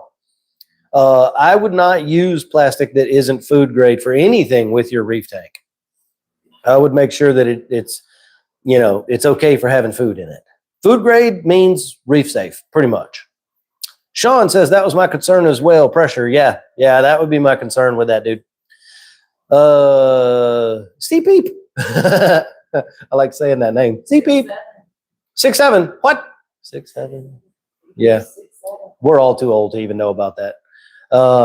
And I know that because my demographics on YouTube tell me how old you guys are. And Robbie, thank you so much, man, for the extra little monies there. I appreciate that. We do have to get to 6 different people, though, not no, 10 different people, not 10 super chats from the same 2 or 3 people. We're probably going to go ahead. We'll see if we get there. We're going to see. We got over an hour and a half left in the stream. A lot of people are still going to be coming through here in a little while. But I do very much appreciate the donations. Thank you so much. It does help us keep all this going. And without your guys' support, this would already have been ended, over, done with, and I'd be back to working a full-time job, probably flipping burgers somewhere. So anyway, I'm really good at that, but I don't want to have to do it. My DT tank phosphate, my DT, so display tank. My DT tank phosphate is 0.53. QT, okay, yeah, so QT is 0.03, so I know it's not the Hannah test. I have ROA hesitant to not chase numbers. But Duncan has 15 new heads growing. Dang. So CP, what are your nitrate? Because that's what we're going to base the phosphate number on. However, 0.5 is quite high. Billy Bob says, I'm a 40-year-old construction worker and a type 1 diabetic. My whole life is a parameter. Mood. Dude, Arabe, thank you very much, man. You don't have to keep doing that. I appreciate it. One is enough, you know? CP says nitrate is 6, like 6.0. Okay, yeah, your phosphate is incredibly high. That is not what I would call chasing numbers. That is a problem that needs to be corrected. If your nitrate were like 40 or 50, I'd be like, okay, let's bring them both down slowly over time, right? But you want your phosphate to be about 100 times lower than nitrate, right? That's kind of the goal of where you want that to be. It's sort of a good ratio. It's not a perfect target or a perfect number, but it's really good spot to shoot for. And so with your nitrate at 6, you want to be bringing that phosphate down to below 0.1 for sure. So go ahead and employ the use of the ROAphos and begin bringing that phosphate number down over time. That's because that's real high. I think it's my Carib Sea rock. You could very well be right. You could be right. Yeah, we have seen those things leach phosphate. We have seen those things absorb phosphate for months and months and months and months, and the tanks sit at 0 phosphate, even though it's making phosphate. Those rocks will just suck it up for many months before it begins to release it en masse. Rabe says more beard oil, I guess. I actually don't use beard oil. Yeah, I have some stuff that you're supposed to put on there, like what is it, like wax? Like beard wax, you know, I have that, and I try to use it. And Rabe's wife is here. Well, welcome. Thank you so much for joining the stream with us. Appreciate that. I don't wear things. Like, I don't have jewelry. I don't wear a watch. Like, I mean, I have, my ears are gauged, or they're in the process of being gauged, and I have tattoos, you know, but like jewelry and other stuff, like I don't wear that kind of thing. So like beard oil or like manicure products, facial stuff, I don't do any of that. What dry rock do you recommend to start a new nano tank with? Dry rock? Probably Marco. Marco rock would be good. Fiji, if you can get the old Fiji Pukani rock, is just now come back onto the market. So that's a thing. You can look that. She said I'm low maintenance. No, I'm not. Just as far as all of that looks and stuff go. Like I'm always like, I want to start a new hobby. Let me build a bee farm. It's a crazy thing. Well, now Robbie's wife is in here doing the thing too. Appreciate that. Thank you so much. So that added another person to the super chat. So we're getting close. He's not gay, I promise. He just likes beards. Well, that's okay. We like everybody here, so it would be fine either way. But don't use Carib Sea would be my best rock advice. It raises phosphate. It can. So yeah, Marco rock would be good. Like I said, Pucani rock, I think is how you say it, is freshly back on the market. I think the guy, Joe Caparetta from Marco Rocks, I think is his name. I think he knows all about the Pucani rocks. So that would be good. Really, any natural reef dry rock is good, in my opinion. The Carib Sea rock, I don't think most of it is not actual natural reef rock. Most of it is man-made stuff, and that plays a really big role in all of that. I haven't verified that yet. It's just my suspicion. They've never said that it wasn't, though, either. So that's an option. If you have the ability to mix dry rock and live rock, that would be a really good thing to do. So Tampa Bay Saltwater, Marco Rocks, Gulf Live Rock, Florida Pets, those places all have good live rock that comes out of the Florida Keys, obviously, if you're in the USA. And it's going to bring so much diversity and bacteria and good stuff, copepods, amphipods, microcleaners, ostracods, little things, starfish, microalgae, all that. It's just so good for the tank. Don't worry about a couple of little hitchhiking crabs. We can get those out of there. Weld made it to the stream, everybody. Let's everybody give Weld a welcome to the stream. Thank you so much for joining us. It's been cool so far. It's been a little more chill, a little more crazy this stream than the other ones have been, if you want to call this crazy. I've been browsing my beard. I've been browsing. I think you meant growing my beard for 8 years, and I only trim the dead ends. I've never used anything other than conditioner. Very cool. I think that, I don't know, mine gets annoying. It gets long, and then I don't think my wife likes it so much. She likes it when I keep it cut shorter. It makes me look a little older the longer it gets, so anyway. It's your beard. She just said it's my beard. We're going to braid this sucker. Here we go. I already kind of have the whole ball. My kids and her, they tell me I need to get a head tattoo. I mean, I can't grow hair, just this little fuzzy stuff. C Peeps is in the house with a super chat thing. Thank you so much, C Peeps. We appreciate that. So what is that, 7 or 8? 6. Oh, that's 6? Yeah. I thought we had more people than that. So that's 6. We need 4 more people to drop a super chat, and we're going to give away one of those spots in the weekly Zoom thing. Willie's is down to his chest. Well, dang. Let me get back to the question. I missed 1 or 2 or 3 or something.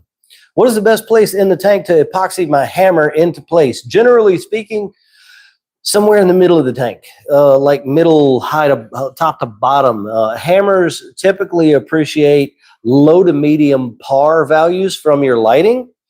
So anywhere that's got like 100, 150, 175 par, something like that, that's going to be a good spot. I forgot to clean the glass on my aquarium. I'm very sorry. So a tank tour would look like crap today. That's why it looks so hazy. I'm sorry. We've been busy. I just forgot. But yeah, somewhere usually around kind of in the middle of the rock range on the tank would be good, Josh. Good question. Thank you so much for asking it. Sean says, love Pucani rock.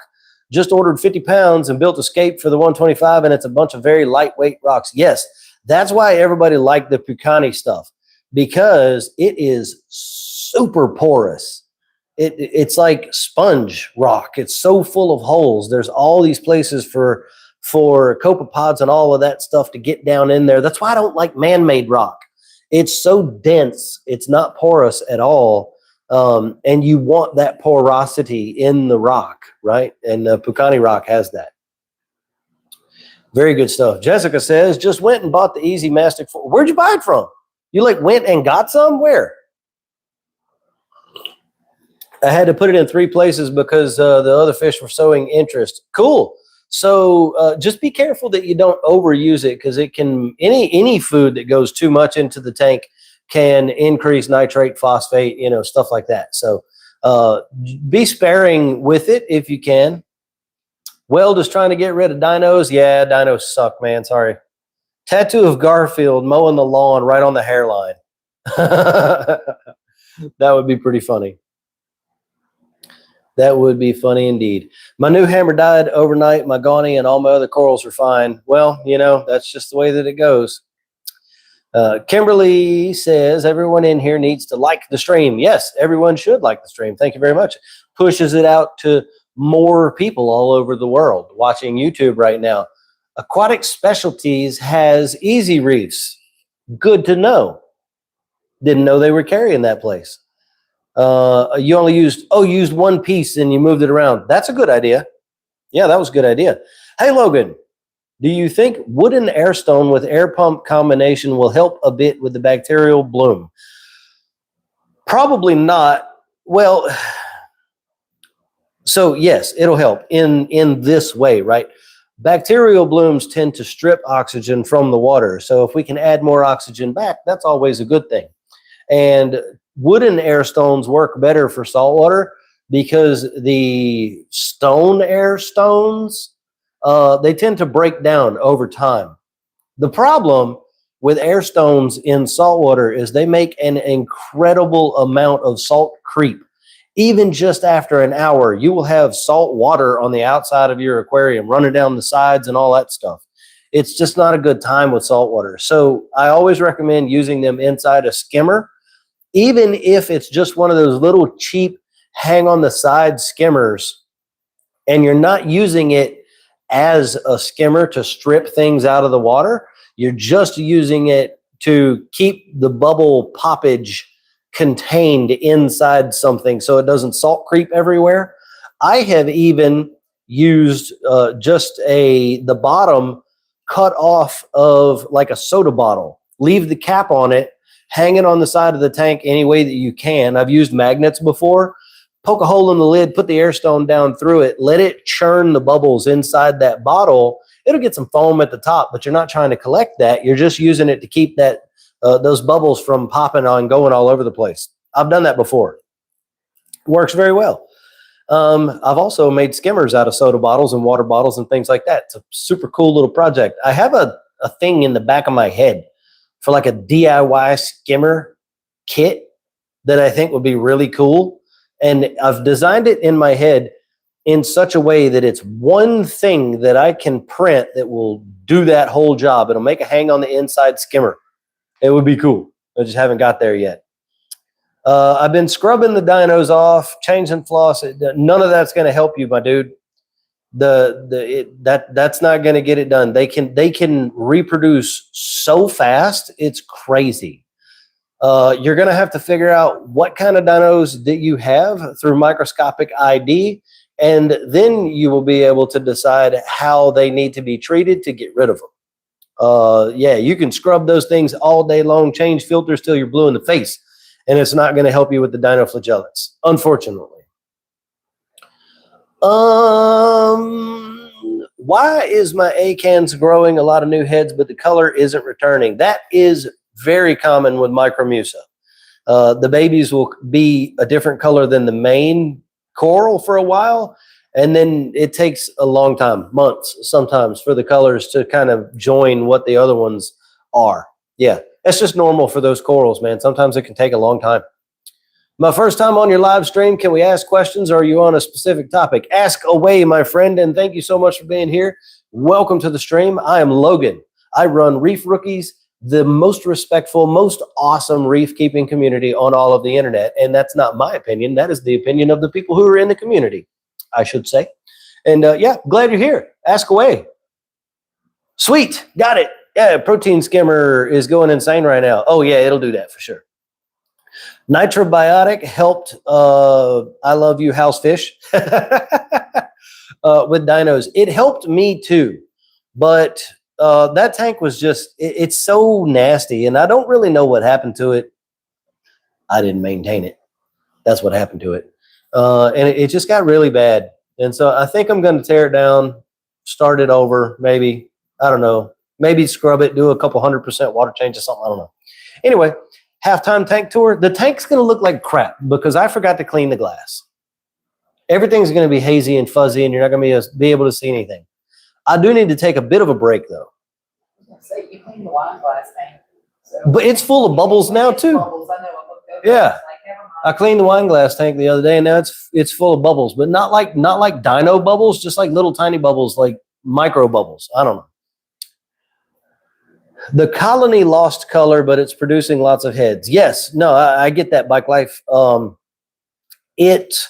So they might be in a zone where they're getting too much par. Micromusa actually prefer very low par. I have mine right down here at the bottom of the tank down here in like 50 par, and they're beginning to color back up after a high phosphate event.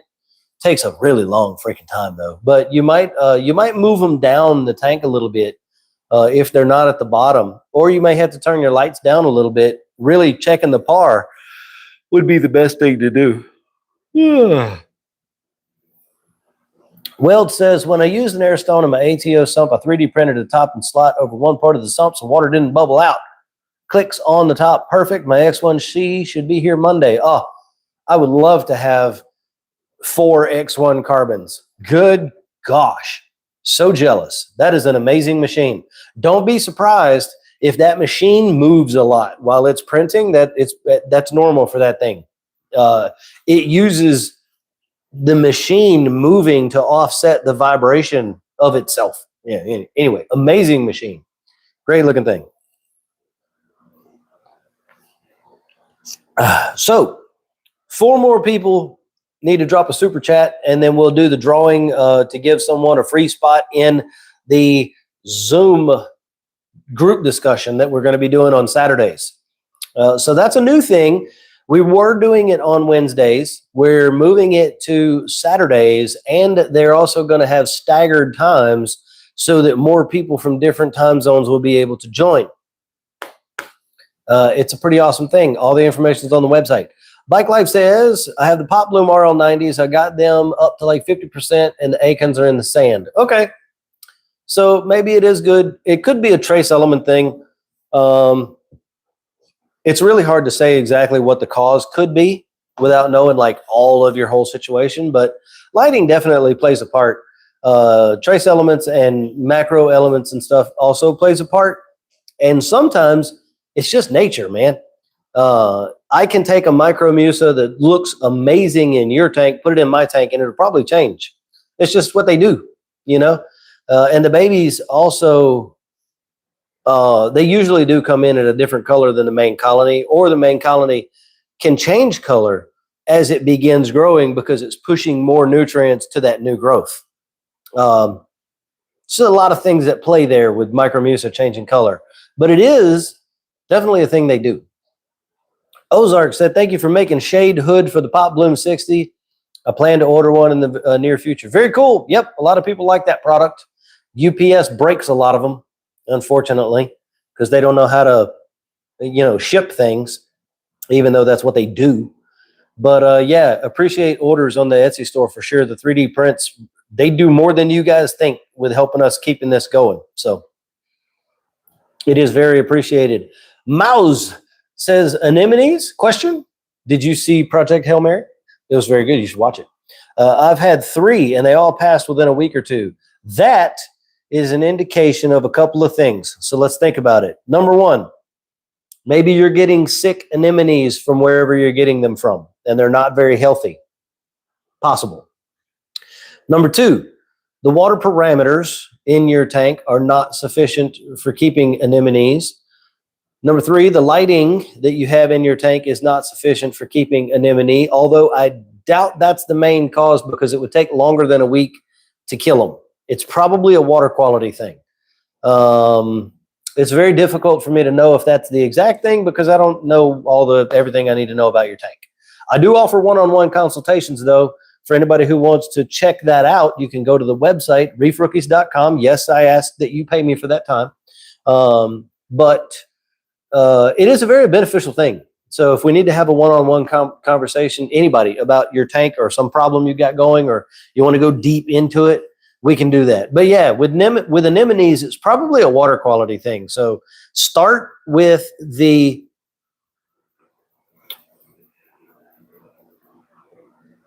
I'm going to come back to that in a second, Ozark. Start with the salinity, specific gravity, whatever, and make sure that that's correct. And what I mean is make sure that the device that you are using to check the salinity or the specific gravity in your tank is accurate and calibrated properly, even if that means you have to buy some other device to check it against. Having correct salinity is the bedrock foundation for everything else that happens in the tank. So once you verified that, then begin verifying all of your other water parameters, pH, nitrate, phosphate, ammonia, nitrite, calcium, alkalinity, magnesium, all these things. Alkalinity was a bit high.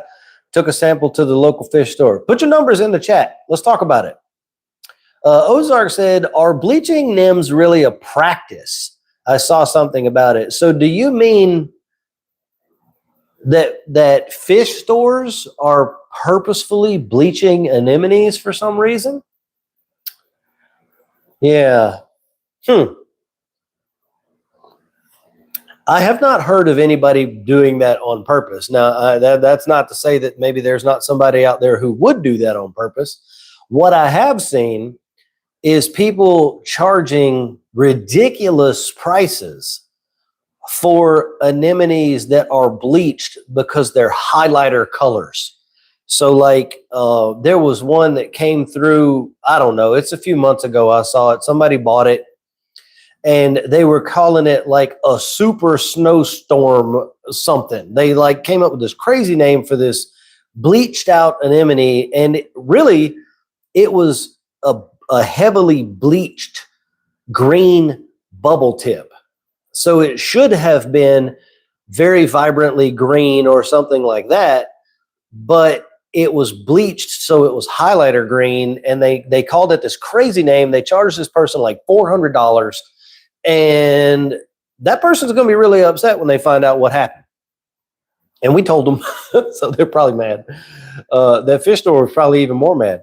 But yeah, that's an unethical practice. If you see that going on, that's very unethical to do that. Those anemones, that anemone species doesn't come in that color. Bam Bam, hey man, nice to see you. Happy to have you in the stream with us. I saw you come through a minute ago and forgot to say something. A sea bay anemone is a whole very different thing. They are white in nature. They can be white or tan or light, sort of pinkish, bluish, purplish kind of maybe sometimes. Sometimes they can have pink or purple tips. That's a very different kind of dude. They do get really white sometimes. Very beautiful anemone. So knowing which one you're talking about also is very important.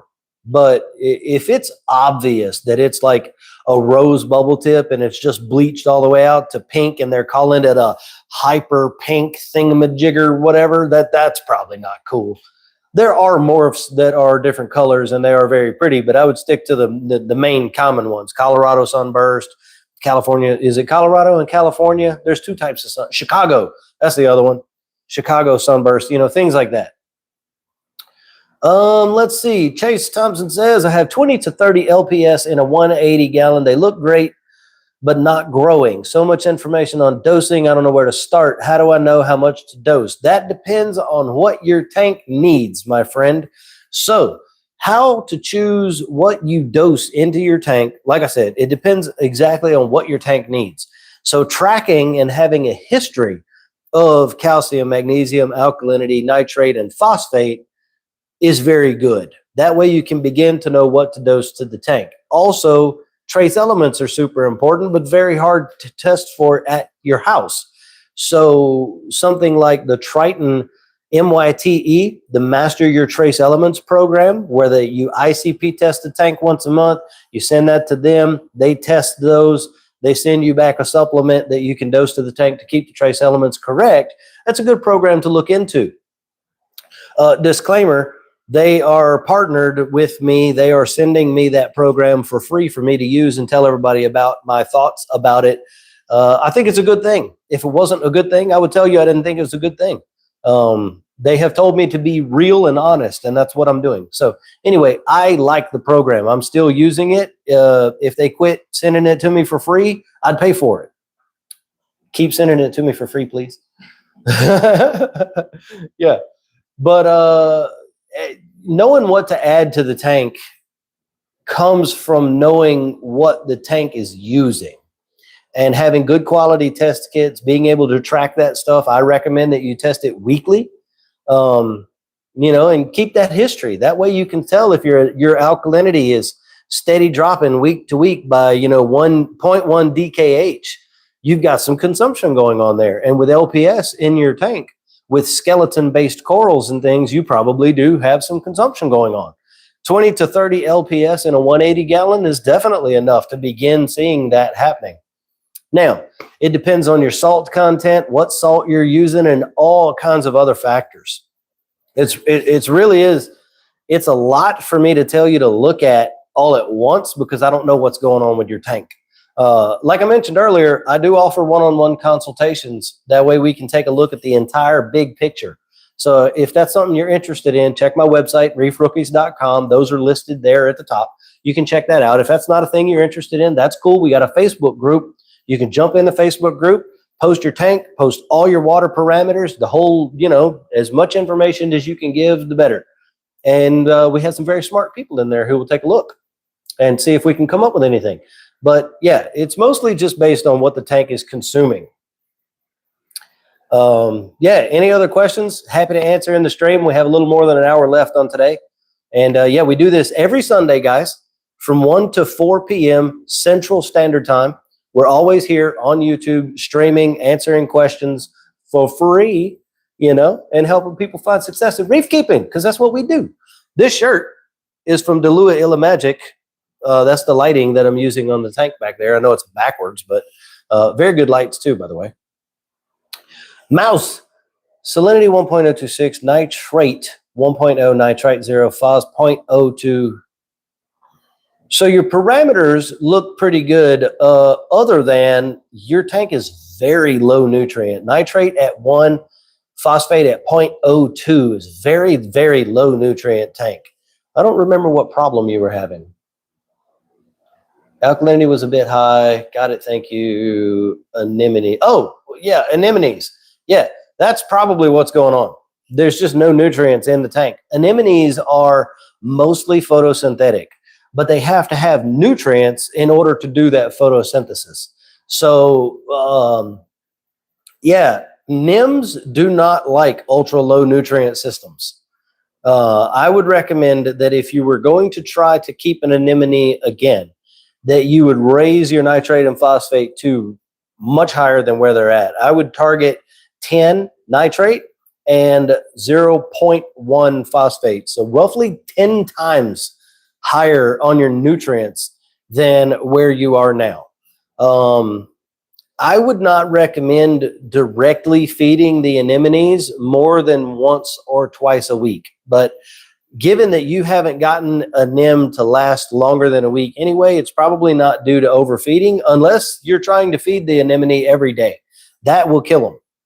They do not need to be fed that often. In fact, anemones do not have to be fed at all unless you're trying to get them to grow.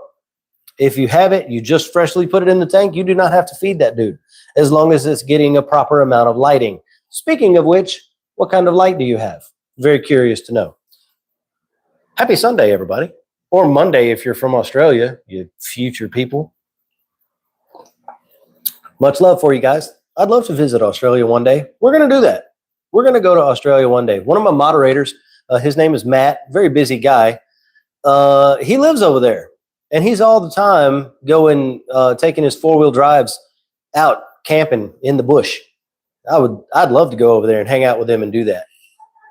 My wife says she's not going camping, so she'll stay at the resort. We'll go camping for a night or two and then come back. She can sit by the pool, which she could get in because she could see all the way to the bottom and know that there's nothing in the water. It's chlorinated. And it's chlorinated, yeah.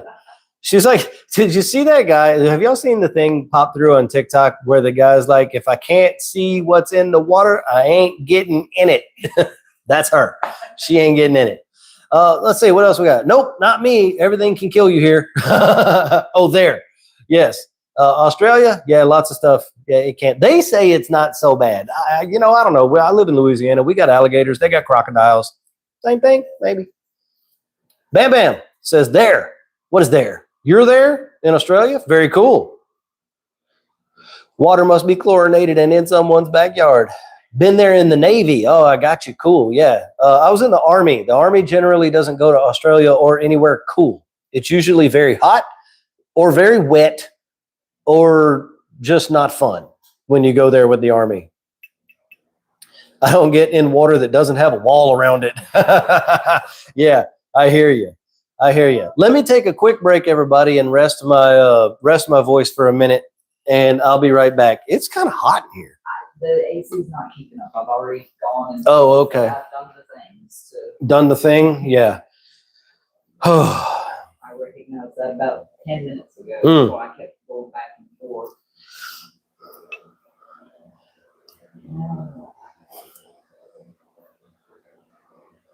We're running a Viper Spectra 165 watt. I'm coming back. Hang on. Here we go. Okay. Viper Spectra 165. Okay. So you need to check your par values. Oh, it disconnected me for a second. I am on the right internet today. You need to check your par values, Mouse, because those are very, very powerful lights. You might actually have to turn them down. It's hard to know what your par value. So what size tank do you have, Mouse? How deep is it, top to bottom? And where are your lights set percentage-wise? Bam Bam was on the Marine taxi. Yeah, cool. Do you know anyone who has made their own DIY rock, and how did that go for them? Me. Hi. I'm the problem. It's me. I've done that. And I did it a bunch of different ways. This was about 20, 25 years ago. It was a long time ago when I was trying to reef keep on the cheap, And so I made it. I was using Portland cement, and I tried all kinds of stuff like rock salt. So you put that in the mix and you let it dry, and then you soak it in water, hot water, and you let the rock salt dissolve to add porosity to the rocks. It worked okay. That makes a lot of really sharp rock. I tried spaghetti noodles once. That was interesting. It didn't work. It was interesting, though. Same kind of situation. You put the spaghetti noodles in there, and then you cook it forever to get the noodles to dissolve and come out. Top tip, you can never get all the spaghetti noodles out, and they're going to decompose in the tank over time, and your phosphates are going to be through the absolute roof forever. That rock created a very beautiful algae garden. Yo, Bam Bam is in with the 1 month CopaPod supporter. Thank you so much. Appreciate that. Let's see. That's all the Navy. That's all the Navy is, huh? How many military people do we have in the chat? Sea Peeps wants to know Sandy's favorite fish and coral. Favorite fish is the lemon peel angelfish. Her favorite fish is the lemon peel angelfish. It looks like it has mascara and makeup on. And corals are going to be the pulsing zinnia. And she likes pulsing zinnia. She likes the softies. That's her favorite coral. Yeah. We're going to be setting up probably a 33-gallon long for her, which is a really odd shaped tank. It's about 4 feet long, but only a foot tall and a foot wide. And we're going to put it over there where you guys can't see right now. And it's probably going to be a softy tank. Holy crap. Pidge just knocked something off the wall in there. It's probably going to be a softy tank. And the star fish of that tank is going to be a lemon peel angelfish. But that's her favorites. Listening to the stream and just noticed a very small white worms on my glass. Immediate thoughts, probably detritus worms. Wouldn't worry too much about it. If they're really, really tiny, yeah, they're probably just part of the ecosystem. I wouldn't worry about it. Mouse, oh my gosh. 20-gallon tank with a 10-gallon sump, 20 inches high. Light is sitting about 3 feet from the tank and 40% blues. Yeah, with that setup, you're just going to have to test par. Yeah, there's no way to know. I mean, yeah, a Viper Spectra on a 20-gallon tank, that's like a jet engine on a go-kart. So you're just going to have to get a par meter. You could probably rent one from somebody or borrow one maybe and check the par. That way you can set those lights correctly. So it's very possible that it could have just been way too much light for those guys and it stressed them out and it killed them. Willie says, I'm a former jarhead. Well, you know, we're equal opportunity military talk about each other in this chat. We got to keep it respectful, though. So what color is your favorite flavor of crayon? Yes, I'm going to do a pulsing Xenia tank. Yeah, Sandy wants to do that too. Right on, Mouse. I mean, I wish I could give you some better, more like detailed information, but there's just no way for me to tell you with that light on that tank to go with it. What you laughing at, Ginger? I didn't say anything. Jeffrey says, I will say it can't be all the par because my Reef Breeders Photon V2 par is almost twice what it was with the Pop Bloom RL90 on my tank. Mushrooms, Zoas are extremely happy and wasn't, yeah. It all depends on reef keeping. Yeah, my wife just said it all depends on reef keeping, and you're right. It absolutely does. And I don't think that is what was killing the anemones, but I do think that it could have been creating a situation where they were not happy, and maybe the total thing is what was doing it. But I suspect, so here's another thing too, now that we're talking more about it, right? Lower nutrient tanks, generally you have to bring the par down a bit, and higher nutrient tanks, you can push the par up a bit. So there's a lot of nuance right there around having a low nutrient tank versus a high nutrient, low par, high par, you know, so on and so forth. There's a lot of nuance that goes into all that. One tank that's running with an exact with a Viper Spectra 165 at 40% at 1 nitrate like Mao's, but another tank sitting right next to it with the same light, but it has 20 nitrate and 0.2 phosphate, you're going to be able to run more par in the second tank because of the nutrients availability. So it's just a lot. That's why I preach so much about balancing everything and keeping it all in together. Y'all know what Army stands for. We don't talk about that. And you prefer purple. Thank you so much. Ain't ready for the Marines yet. Yeah, I know. Let's see. Did I miss something? I prefer softies as well. Ozark, yeah. Softies are cool, man. We love softies around here. The video that I'm editing right now is all about keeping a lazy reef tank. I think you guys are going to really enjoy it. I talked to Andrew Boma from Reefability. He's running a super easy softy reef tank with soft corals and anemones. He only checks 3 parameters: salinity, I think nitrate and phosphates or alkaline. I don't remember. We spoke 2 weeks ago. But anyway, he only checks 3 parameters regularly because the rest, basically, if you keep those 3 things in line, the rest fall into place with a softy reef, right? So it's going to be a really cool video. So make sure you check that out. I have a bunch of Zoas GSP and they're all looking good. But what light would you recommend? I think the Viper Spectra is okay. I think you just need to make sure that you get it set right. You know, it's a fine light. They work well. You just have to make sure that you get it set exactly right. Yeah, Kimberly, it's going to be a really good video. The edit is going to take longer than I thought because there's a lot of editing that's going to go into this one. It's probably going to be quite a long video, but you know, we'll get there. But it is really cool. It's basically the entire mindset around being a lazy reef keeper. Like, what can you do? What kind of tank can you have and how you can set it up and what can you choose to put in it that's going to mean that it's real easy to take care of and you don't have to babysit it every day. It's going to be very good.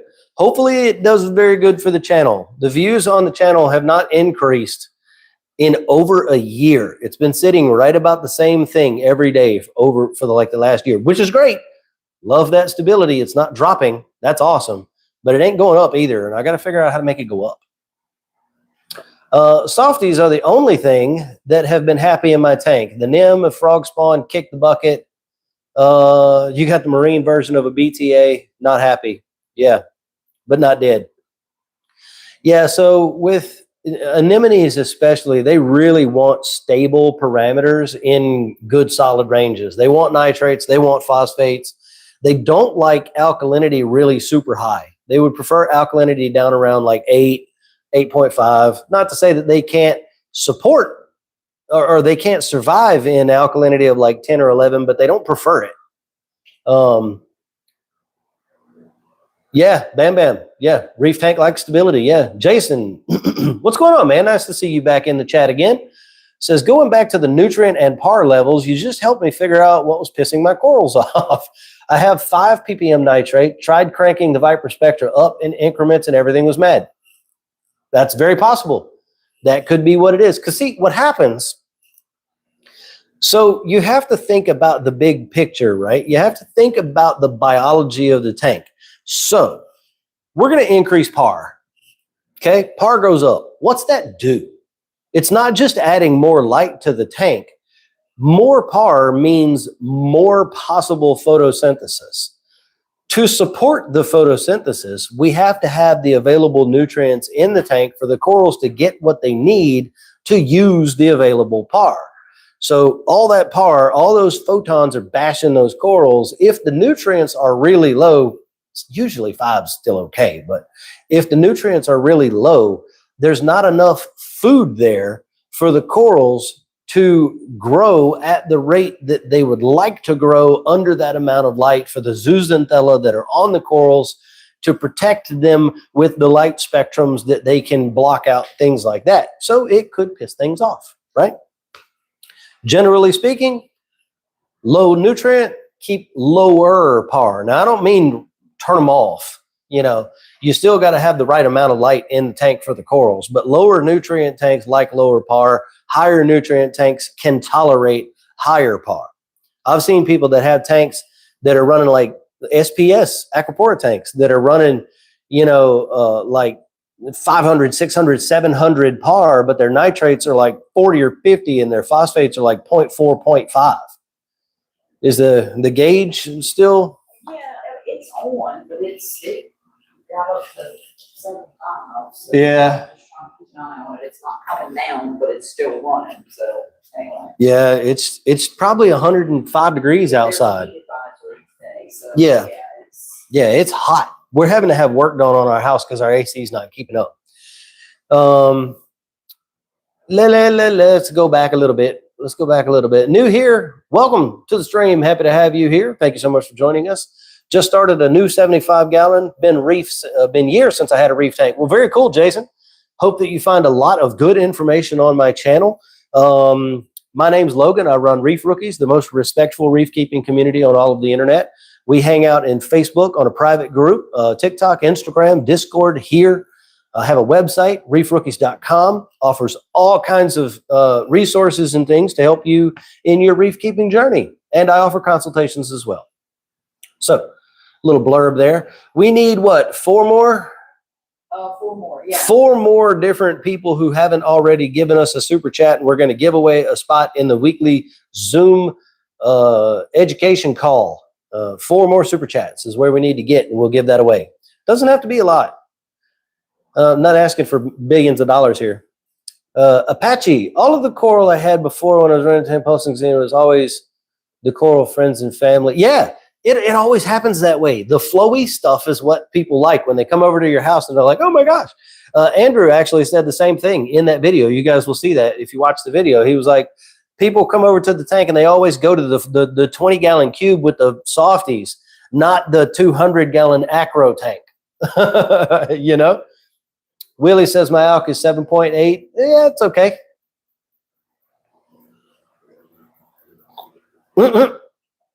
Jason says, thanks for giving me the answers without your knowledge of helping me. Yeah, no worries.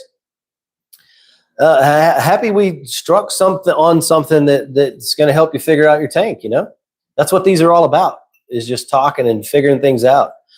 Brandon says, help me convince the wife. Nope. Not doing it. Okay, so anyway, let me finish reading. wait, help me convince the wife that is detrimental that I upgrade from my 25 to 100 gallon. Yeah, nope. It's always nice to upgrade tanks, man. Since my nano is so small, will feeding and dosing all for reef be okay? I'm only hand dosing. Yes, it will absolutely do that. Discord says, well, yeah, absolutely. Discord, the link is on the website to the Discord, reefrookies.com. Jason says also, PSA, listen to the API naysayers. I was feeding the crap out of my tank because I thought my nitrates were bottomed out, and they weren't. Yeah, I scream it at the top of my lungs. Quit using API test kits for your reef tank. They are not designed for saltwater. They were designed for freshwater. They stuck a new sticker on them and called them saltwater. They're not accurate enough for us. That's the problem. It's the same reagents that are used in freshwater and saltwater. It's the same reagents. The problem is the concentrations. The resolution of the kit is not high enough. And the evidence of that is the first two brackets on the API phosphate kit is 0 and 0.25. That's way too big of a jump for us, right? That's all the information you need. Quit using API. Get good ones. Salifert, Red Sea, any of the other good ones. Hanna, Nios, JBL, NY Labs. There's so many. Jason Klein, thank you very much for the super chat. I really appreciate that. We have added you to the list. Jason, the other Jason, says Salifert or bust. I agree. I like Salifert. They are well proven in the hobby. Jeffrey says, I open my windows for 15 minutes at night. My pH stays around 8.05 in the day, 7.8 at night. Any natural ways to bring it up to 8.1 or 8.2? Yes.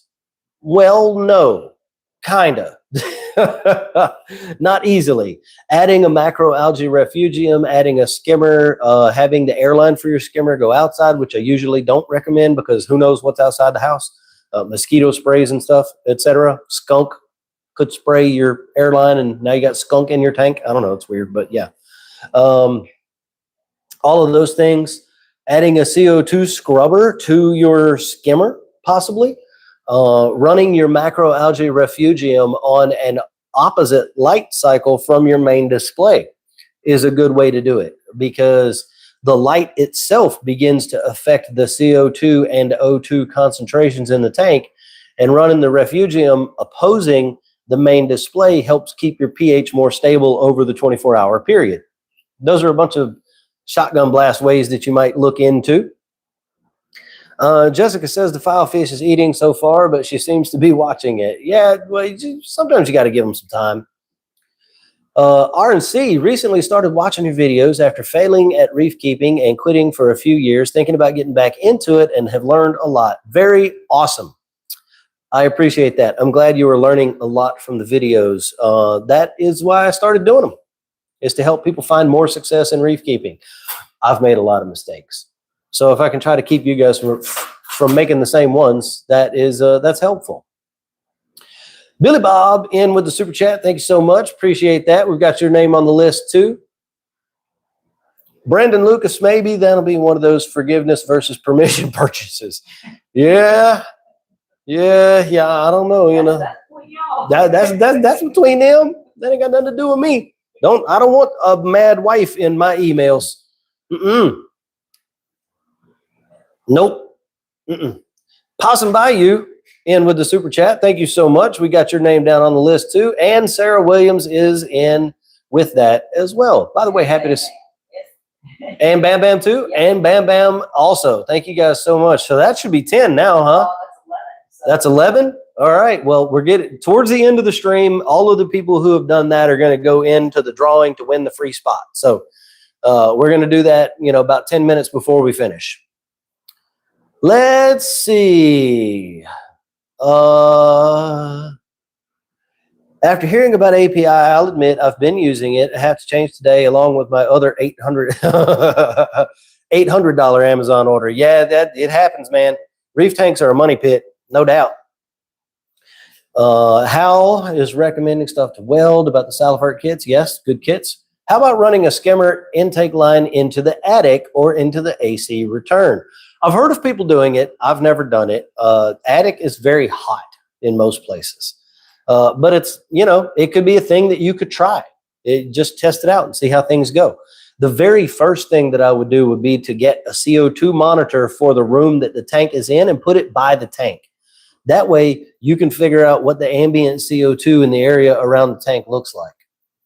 I have been digging in a bit to more of the biochemistry side of the pH things. I'm not ready to put any information out about anything yet, but there's more going on there than just CO2 with the pH and people having low pH. I have talked to several people who have tanks and the parameters are great and they're doing all of the things that should be bringing the pH up, but it's not going up. So there's something biochemically going on there, maybe an ionic imbalance in the tank or something. So there's more to it than just that. But most of the time, dropping the CO2 will increase the pH. Weld says, I have a question. I wanted to ask, how much biomedia should I have in my sump? It moved. Not going to lie, I have it full up to the slots with biomedia. Is that too much? I wonder if that could be aiding in my dynos. It could very well be, because yes, I personally believe that depending on the size of the tank, you could potentially have too much biomedia.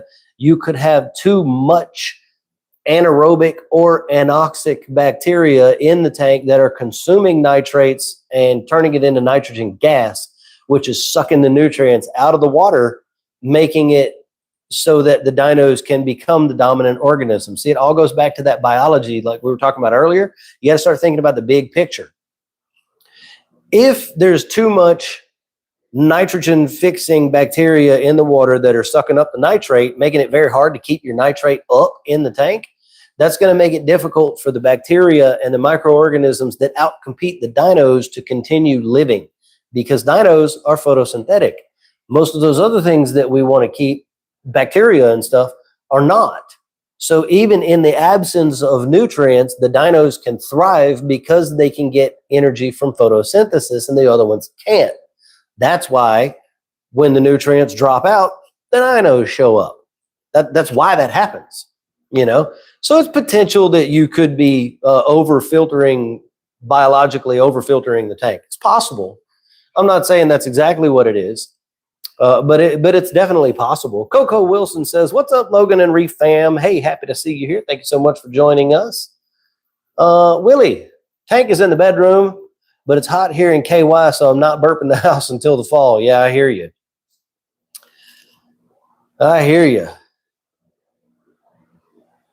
Like how you jumped over me asking to convince it. Hey, listen, people, listen. I am not in the business of convincing spouses. Okay, there's a whole other group of people who are specialized in that kind of thing. All right, a 240 with some Oscars in it would be very cool, though. In your upcoming Pop Bloom RL115 video, will you go over your preferred light settings for it, or more so on just how it performs and features? I'm probably not going to do preferred light settings because that is very dependent upon tank size, tank depth, and what kind of corals you're keeping. I will go over par values at certain depths with the light set at like 25, 50, 75, and 100% on all four channels. You can get quickly into the weeds with different settings and par values and all of these things. So I'll give some baseline. I'm probably going to take one of my old RL90s out as well, put them side by side on my 40 breeder and compare them to one another. So you kind of know what the par difference is between the RL90 and the 115. But I'm probably not going to go into specifics. So if that's something that you're interested in, oh, wait, Steve. Okay, I know who you are. Once you get your lights, if you want to get help setting them up, like I said, I do the consultations. We just introduced a 30-minute consultation, which is half as expensive as the 1-hour one for obvious reasons. So that's the thing that we can do too. Or you can ask in the Facebook group. There's a lot of people in there that have the pop bloom lights. I've been pushing those things for years, and they have lots of settings. There was a thread recently where people were talking about the settings for the pop bloom lights. Lighting is also in the mix for the small group discussions. So that might be a place Lighting, to talk about those things. Lighting is also one of the topics that we're going to be doing in the small group discussions on Saturday, which are even still less expensive to get into than even the half-hour consultation, right? So maybe that's an option too. We had to find ways that we could help get the information out and also monetize it so that we can keep doing this. That being said, like I said, it's going to be very dependent upon the tank size and the corals you want to keep and all that. You're not going to run a softy reef at the same par values as you would run an acropora tank. It's going to be different, completely dependent on what you want in the tank. However, I do have a video that you would probably like to watch. It's on my channel. If you search for coral lighting, go to my channel, go to videos, go to search coral lighting. You can find it. It's called something Coral Lighting 101. You'll find it on my channel. And that's sort of the general mindset behind what we need our lights to do for us. Rytech says, I've never been able to get my tank's pH over 7.8 since I got it. Yeah, a lot of people have that problem. And I believe that there's more going on there than we think.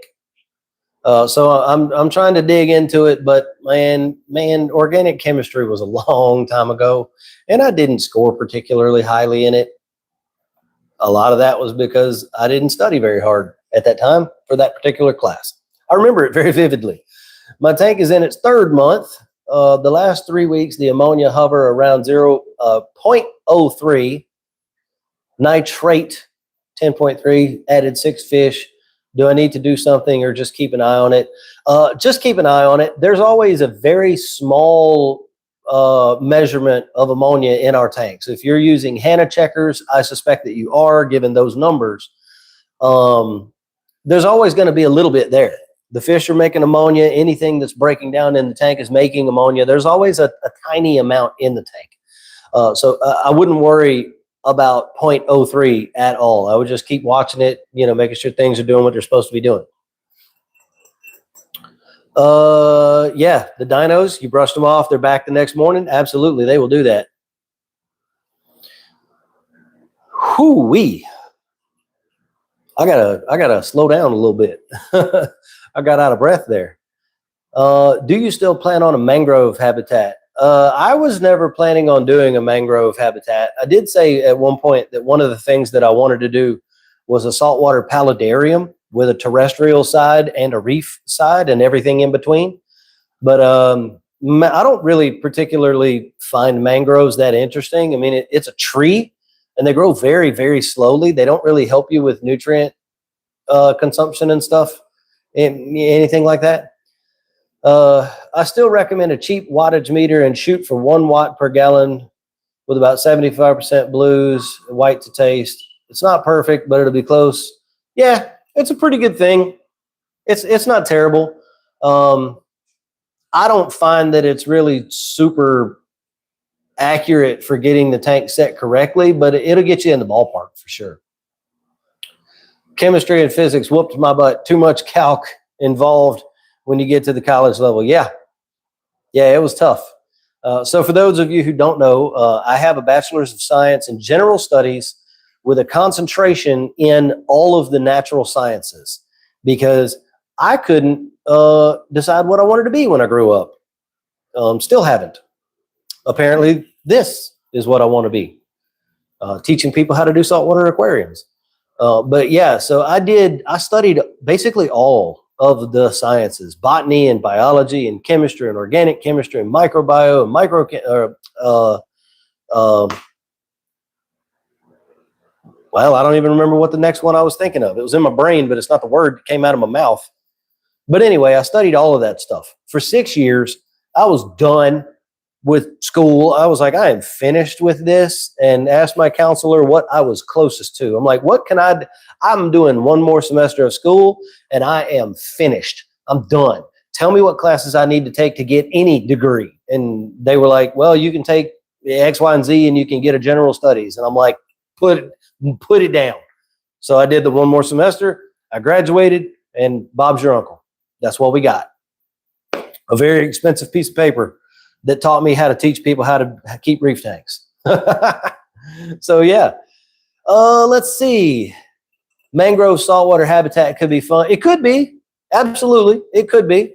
But it's just not something I'm interested in right at this point right now. Are there any reef safe nano starfish? Yes. No. Nano? Micro brittle stars are the only thing that really comes to mind, honestly. That's about it.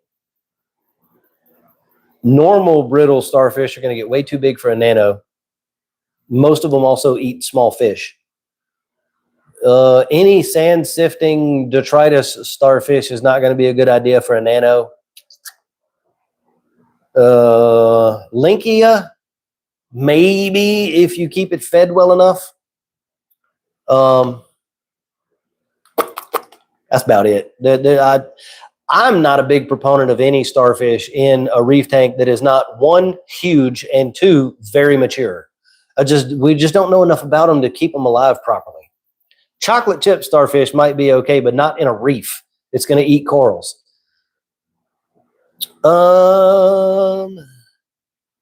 If this is your calling, I agree with it. Well, thank you, Weld. I appreciate that. That means a lot. Willie says, crap, I'm slipping. How's your back been? You did used to ask every chance you got. I don't know. It's okay. It comes and goes. But that's probably going to be the rest of my life. That's what it's going to be. Last night, it hurt. It hurt pretty bad last night. But today, it seems to be all right. Looking forward to subscribing to the new Science Rookies channel. Not happening. I've got 2 channels already. These are probably going to be the last 2 channels I ever make on YouTube. If these 2 don't make it, I'm done. I'm done. I've got this one, and I've got my fishing channel, Reef Rookies Goes Fishing. And that's it. I'm not doing any more YouTube channels after this. I was thinking about the critters, not so much the plants themselves. Plants are boring. Critters would be cool. If y'all haven't seen it, you need to go check out Danny's Aquarium on YouTube or social media. He's got a really gorgeous paludarium tank with plants all above it and all around it and stuff like that. It's like a lowboy tank, so it's real shallow, lots of macroalgae, but also corals and stuff. It's one of the best tanks I've ever seen. It's absolutely gorgeous. My Nasaria snails laid eggs on my back glass. Cool. They're probably not viable, unfortunately, but still cool. Player says strawberry conch or similar for smaller tanks. Yeah. Yeah, strawberry conch will be all right. Fighting conch, tiger conch, those will be okay. Jason, I hope you do the paludarium. I'll follow along and do one too. So I really want to, and I have a wall right here, and it's about 20 feet long, and there's a nook. It sits back about 3 feet, right? So I could do potentially like a 3 foot deep, 3 foot front to back, 20 foot long tank with a terrestrial end, and then it goes to a beach, and then to a rock pool like a foot deep, and then to a reef on this end. I could maybe do that.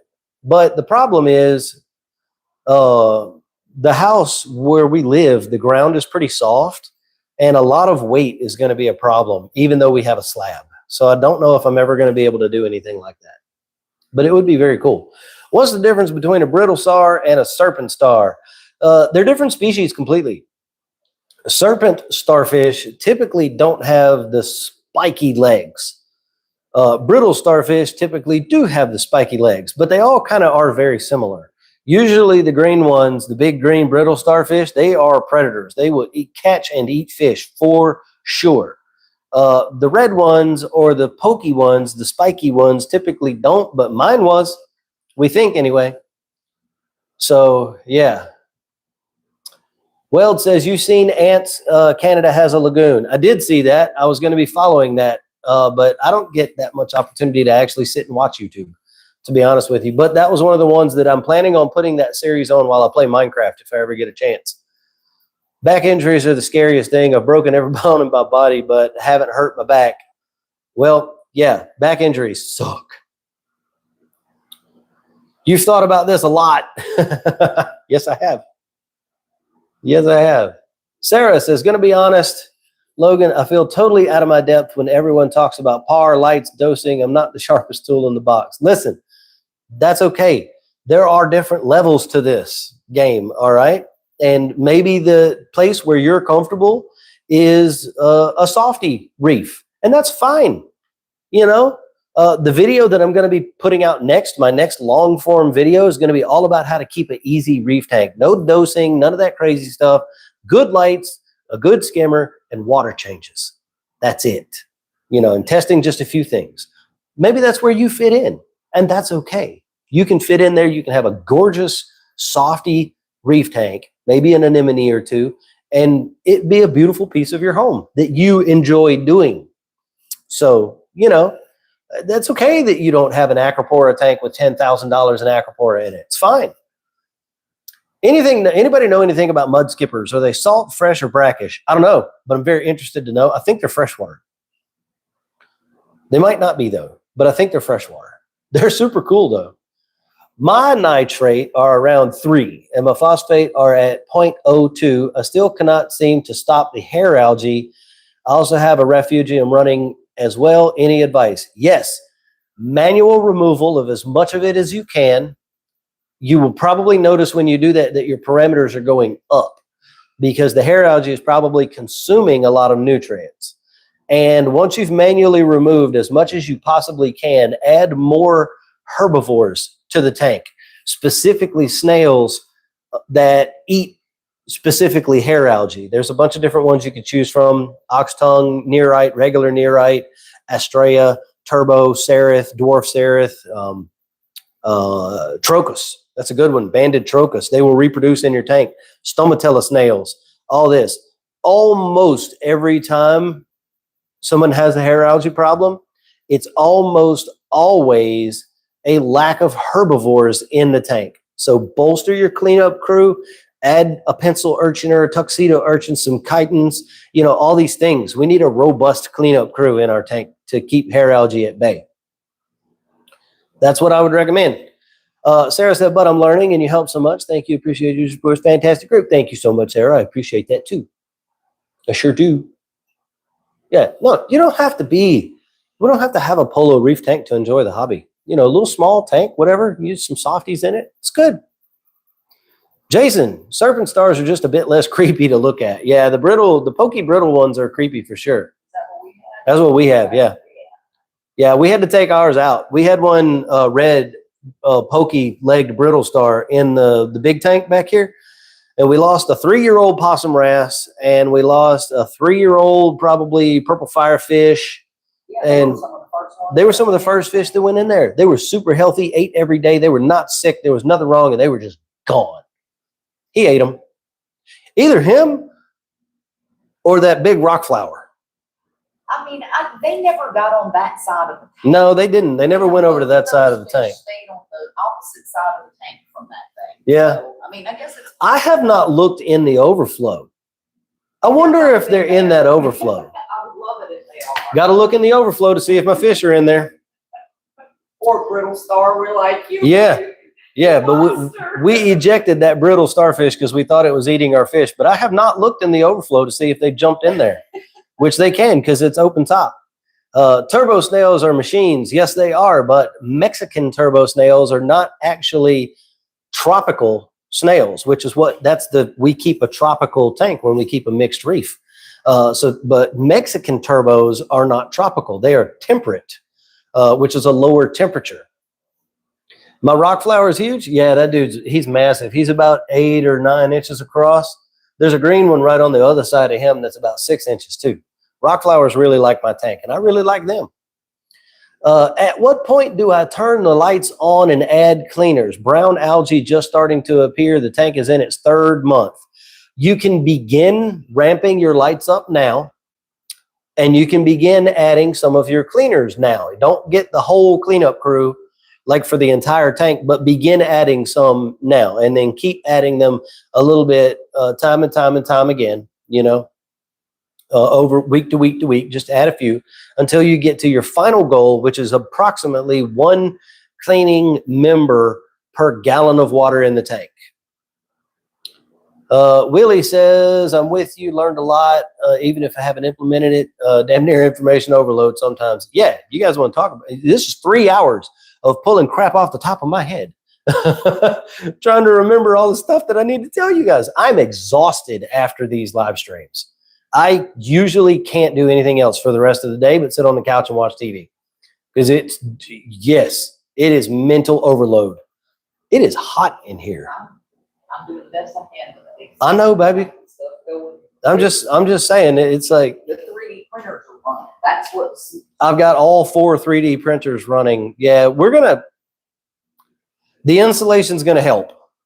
We're about to schedule a guy to come and fix the insulation in the house. It's not good. Needs to be redone in the attic. That's gonna help tremendously.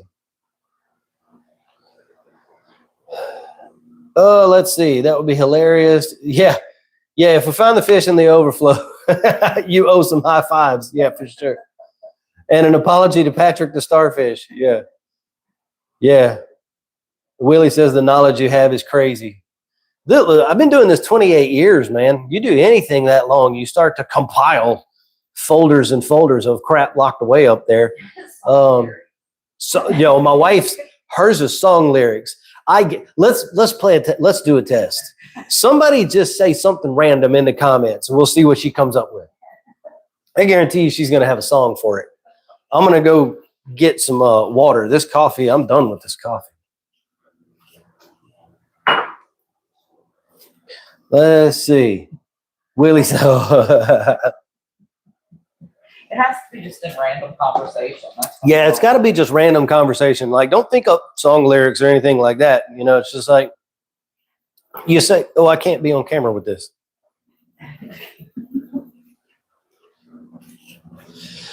Yeah. Anyway, I'm sorry that I forgot to clean the glass, everybody.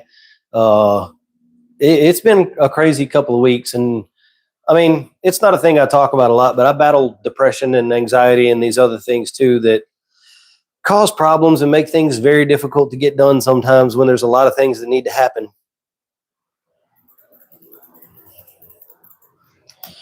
And the last 2 weeks have been kind of hard. So mistakes are just experience. Yep, absolutely right. That's true. That is true. What is the best flatworm fix without using chemicals besides a 6-line? Yellow chorus or dragonette? The yellow chorus wrasse is a flatworm eating machine. They're very good for that. Dragonettes, not that much. Start the bike up. I sold the bike. Bike is gone. Bass boat's gone too.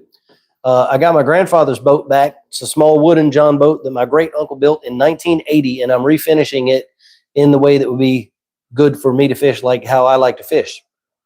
But yeah, the motorcycle's gone. After the 2 surgeries, I just couldn't risk going down, and people around here do not respect motorcycle riders. So it was very dangerous to ride around here. So I sold it. I got metal in my back, and if I go down and snap that or bend it or whatever, it's going to be right back on the surgical table again and probably do me in and could potentially paralyze me. So it was not a thing I could keep doing. Unfortunately, it sucks. I love riding, but couldn't do it. But anyway, back to the flatworms. Dragonettes, maybe okay. Not great. They mostly pick at the rocks and not necessarily so much as on the corals and stuff. But they will. Trying to think of some others. 8-line wrasse is a better option than a 6-line wrasse. They're not as mean, the 8-line ones. I got to get a cough drop. Sorry, but it's got to happen. My throat is cooking. We've been going 2.5 hours. We're in the home stretch here, but yeah, it's a thing.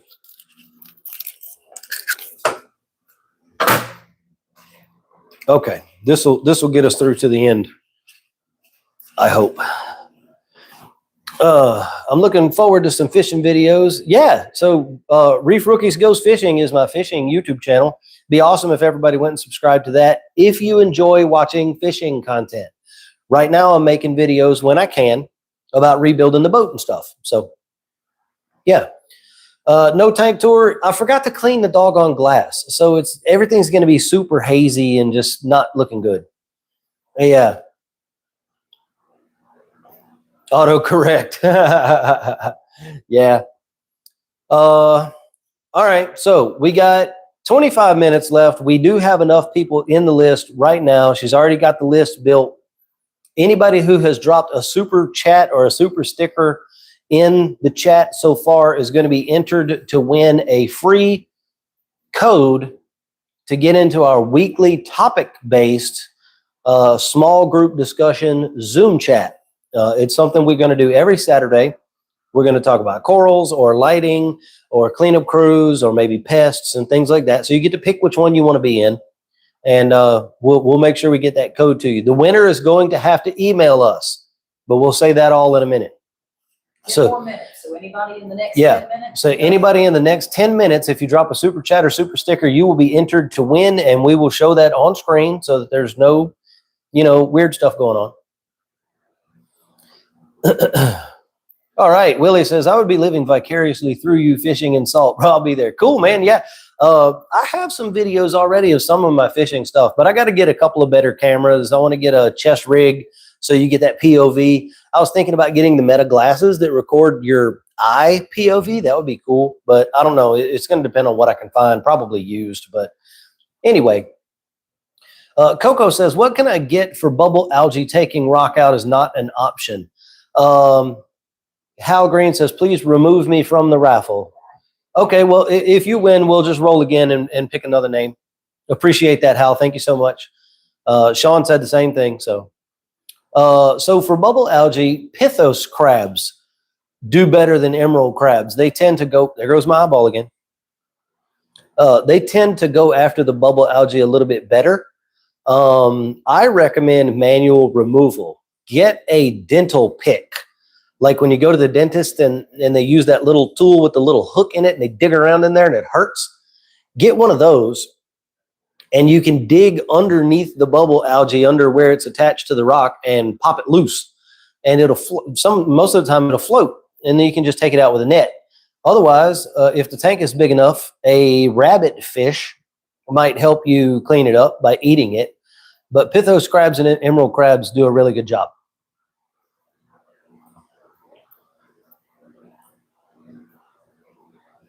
Oh, man. Whoo-wee. I'm tired. But yeah, thank you guys so much for joining us for the stream. So what else do we got? Oh, we're doing some rebranding. So my wife made new channel art and brand art and all of that stuff. And so if you see our new channel art and whatnot, make sure that you're looking at the right place. There are also people out there who are stealing my likeness, and they are making fake profiles that look like me and look like Reef Rookies.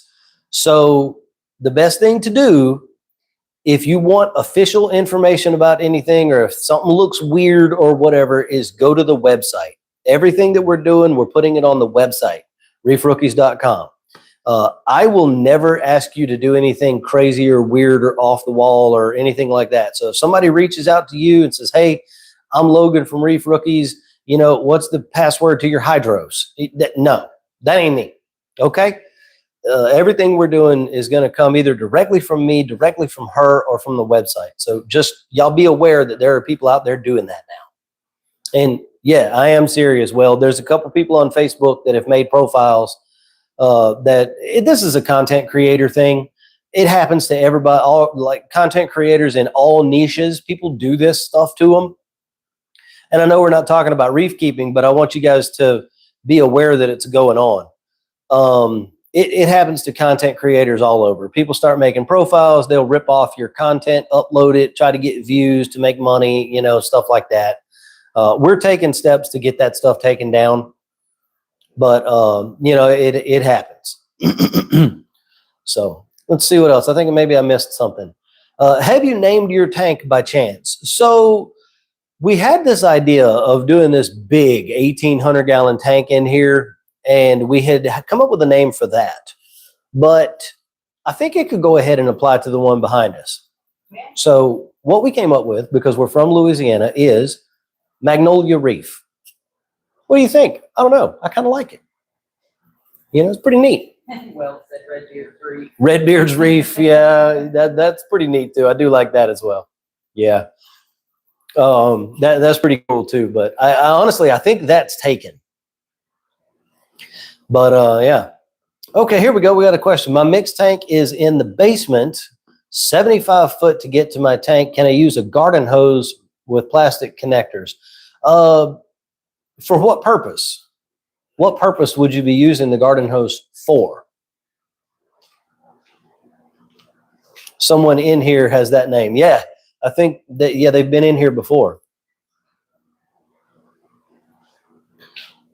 Hoo-wee. 5 more minutes, guys, to get in on the drawing for the winning of the thing. I have the big house from Michigan. Cool. Cool.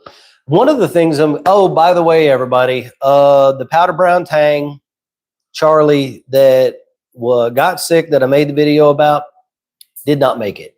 I think he had uranema, and I did not have everything that I needed and could not get it quickly enough to stop it before it got too bad. And he didn't make it. He went downhill in a hurry. Like, he was fine. Yeah, he was fine one day and gone in 3 days. I don't think it was Brooklynella, but it might have been. He was in a copper treatment. I was doing everything right. The ammonia was not high, all that stuff, but he did not make it. And he went from eating and swimming around one night to not eating and not swimming the next day and was dead within a few hours. So we lost the powder brown. I'm really upset about it. We're really aggravated because he was one of those fish that, like, he really seemed to have a lot of personality. He was always coming up and talking to us and stuff and looking at us and hanging out when we would go over there. So I'm really upset about it. Back to my thing. Any fish we tell anybody about. See, any fish we tell anybody about always dies. Every time. I know. I love that. But she had so much personality. Yeah, he was going to be such a great addition. He was going to be very cool. So that is why I recommend that you always QT every single fish that you put in your tank. Always, every time, always. Because he was fat and happy and eating and had no visible signs that anything was wrong with him. When I got him from the fish store, they had only had him for a day.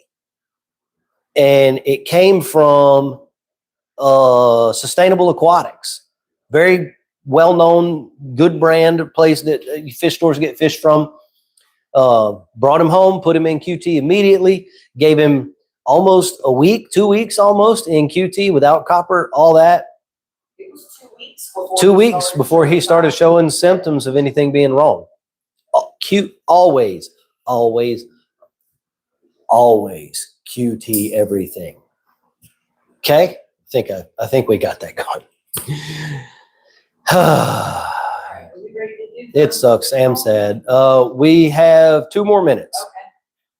Okay. Willie, actually, that was one of the reasons that I picked him up. I usually do not buy fish from my local fish stores because I never have good luck with it. From here on out, I will be ordering all of my fish from probably High Tide Aquatics in Oakland, California. Kenny, the guy that runs High Tide, does a proper quarantine on all of his fish before they are shipped out. His fish are not cheap, which is representative of the quarantine procedure that they go through. I'm going to be buying pre-QT'd fish. There's only a couple places that do it. Biota, Kenny. All right, Billy Bob, thank you so much for stopping by. We'll let him know if he wins. I think he's on the list. You are on the list.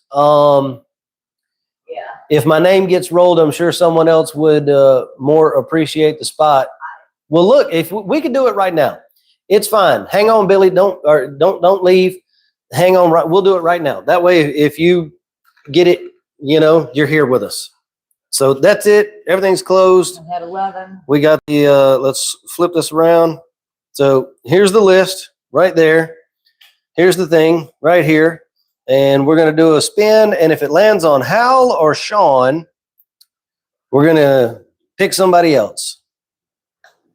And boom, number it's Billy 8. Bob. It's Bill. You got it, dude. That was wild.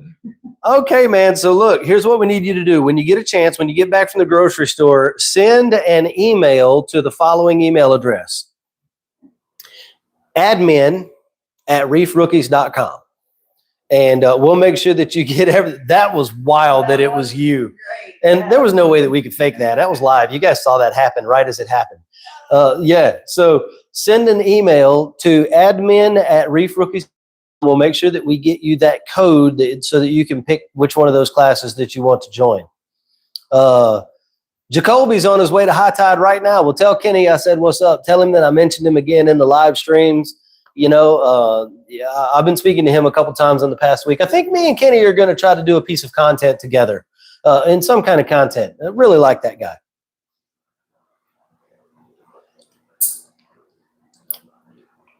Willie would have to figure out how to go pick it up, then have it shipped. I'm a helicopter fish dad. Yep. All right. So very cool.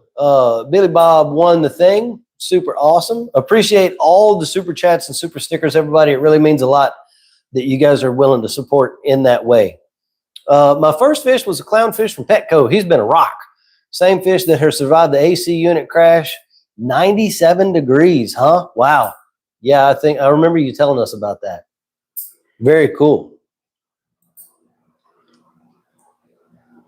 Cool. So hopefully Billy Bob got that information, because I don't know how else we're going to reach out to him. Maybe we can send him a message. I got you. Hang on. Figure it out. Yeah, I don't know what we're going to do. Oh, he got it. Okay, He got it? good. Okay, Yep, okay, he said good. yes. Very cool, man. Well, it's cool if you got to go get groceries and stuff. Shoot that email over. We'll get you that info. Very super cool. That was wild how that happened. That was good. Wait a minute, I missed one. Best way to raise nitrate and phosphate. I've been completely bottomed out for months now.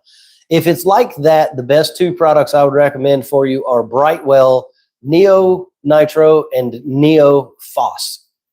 You can also DIY them. I've got information about that on my website in my Reefing Insights under Education. You can find those in the DIY Save Money area. But Neo Nitro and Neo Phos are 2 of the best. You know, there's some other ones, but those work very, very well. You can dose them according to the instructions, and you can raise them that way. Will I regret a BTA? That is a 50-50 shot. Chances are, probably. Yeah. There's a good chance that BTA is going to start splitting on you at some point. When they start, they don't stop. And then you're going to have 40 of them, and they're going to be all around all your other corals. Yeah, so good chance. I'm going to have to get something else to eat, I think. We have pork chops to cook. Oh, we have pork chops to cook. Yeah. Willie says, I wish mine would. Get in there, change something. Change your lighting by like 5% or 10%. Or get in the tank and like really fluff the anemone up like a lot with your hand. Like make a lot of flow around the anemone or something. Making a big change like that tends to make them split. And then once they start, like I said, they usually don't stop. I had a gorgeous, huge Black Widow bubble tip in my tank before. It was huge and it was beautiful. And I was messing around in the tank one day, and I floofed a bunch of water around the anemone. The next day it split.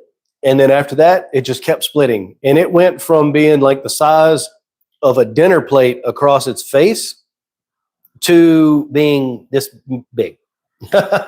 You know, but yeah, bubble tip anemones are problems. They're beautiful, but they're problems. Boneless or bone-in chops? Just some little thin sliced boneless ones. Ain't doing nothing special with them.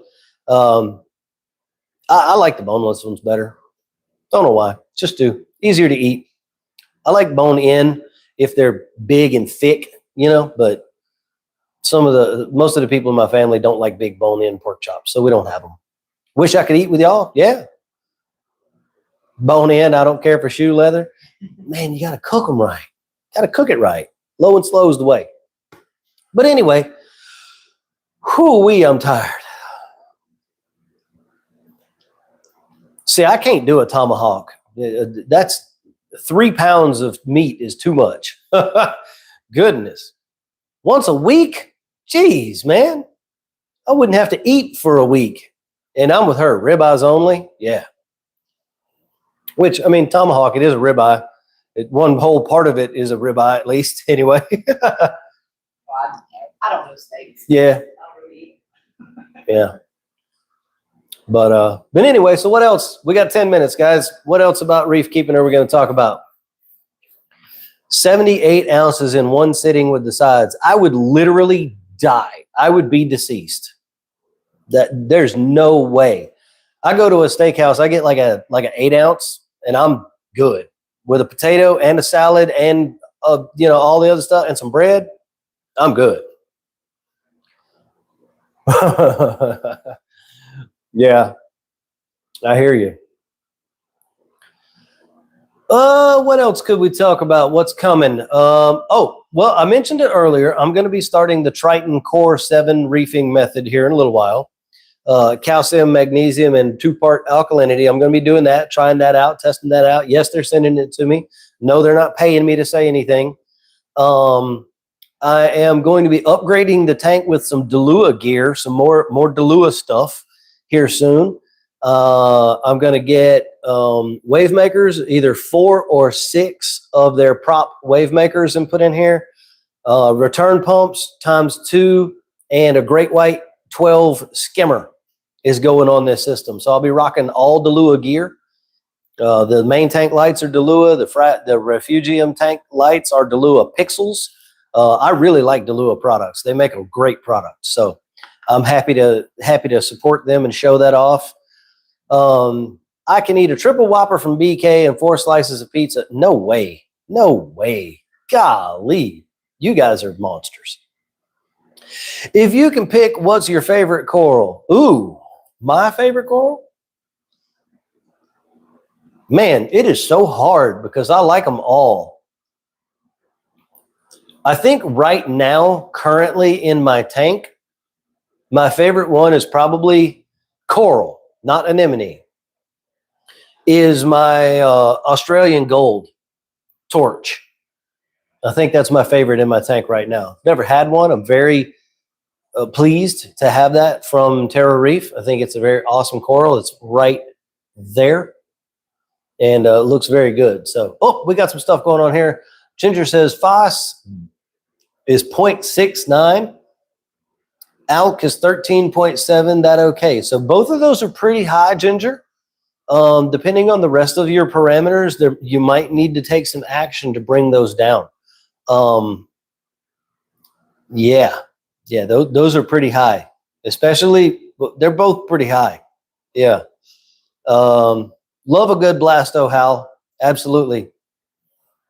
Think that's probably what's going to go in the wine glass tank next. I need to start putting some more colorful corals in there. I would like your opinion on should I get a 24K torch or a Rastazoa torch. Rastazoas are fun, but they grow super slow. You're gonna enjoy the torch more. In a nano, I'd probably still go with the torch, to be honest with you. Best website for ordering coral. Been wanting to order some because my local fish store does not get many coral. Nervous about them dying during shipping. So right now in the United States, it's freaking hot, dude. It is so hot here. Like, I would probably wait to order coral until it starts cooling off a little bit. They could put heaters in the packs.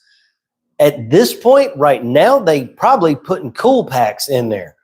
That being said, Terra Reef, Terra Reef, is an excellent resource. I have a lot of corals from him. Most of my acroporas that are up here, which I know is hard for you to see right now, that Australian gold. I've got candy canes. from him. I got a Fungia plate from him. And, well, that's about it, I guess. Micromucil also from him. And they all came in. They were all excellent. Everything I've gotten from Terra Reef has survived in this tank, even through a phosphate spike of 1.0. They're all aquaculture, true, real aquacultured corals, not maricultured that were brought in, chopped up, and now they call them aquaculture. Okay, that's a very different thing. But that's a good one. K&P aquaculture, K&P. So K, ampersand, P, aquaculture. Krista and Paige Bedell, very good corals, very nice. There's a bunch of other ones. Hellfire frags are really good. It's a Facebook group, Andrew Hash Signature Corals. Hash is HACHE. So Andrew Hash, HACHE, Signature Corals Facebook group. Local guy. I got a lot of stuff from him in my tank. You might get an Aptasia or two, so look close. He's a very busy guy, small coral farmer here, local to me. Very good dude. Jason says Kung Fu Corals. Okay.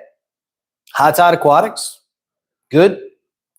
Weld says Queen City Corals does good for ice packs and orders. Interesting. Good to know. I know several people who have had varying levels of experiences with Queen City, but yeah, I won't say any more than that. But those are all good choices for sure.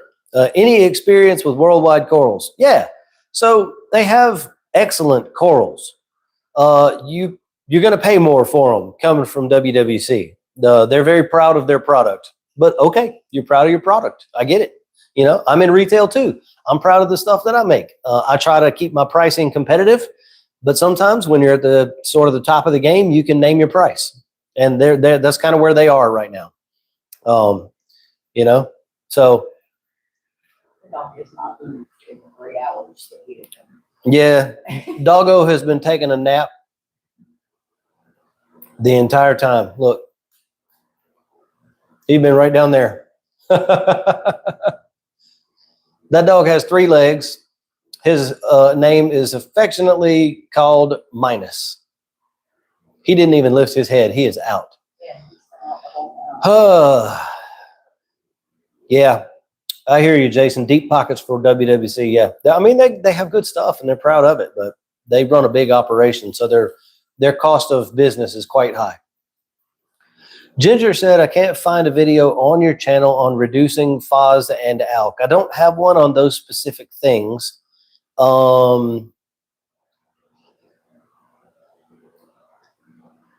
Ginger, probably the best way for me to help you, and I've said this a couple times, and it might be for us to have a one-on-one consultation.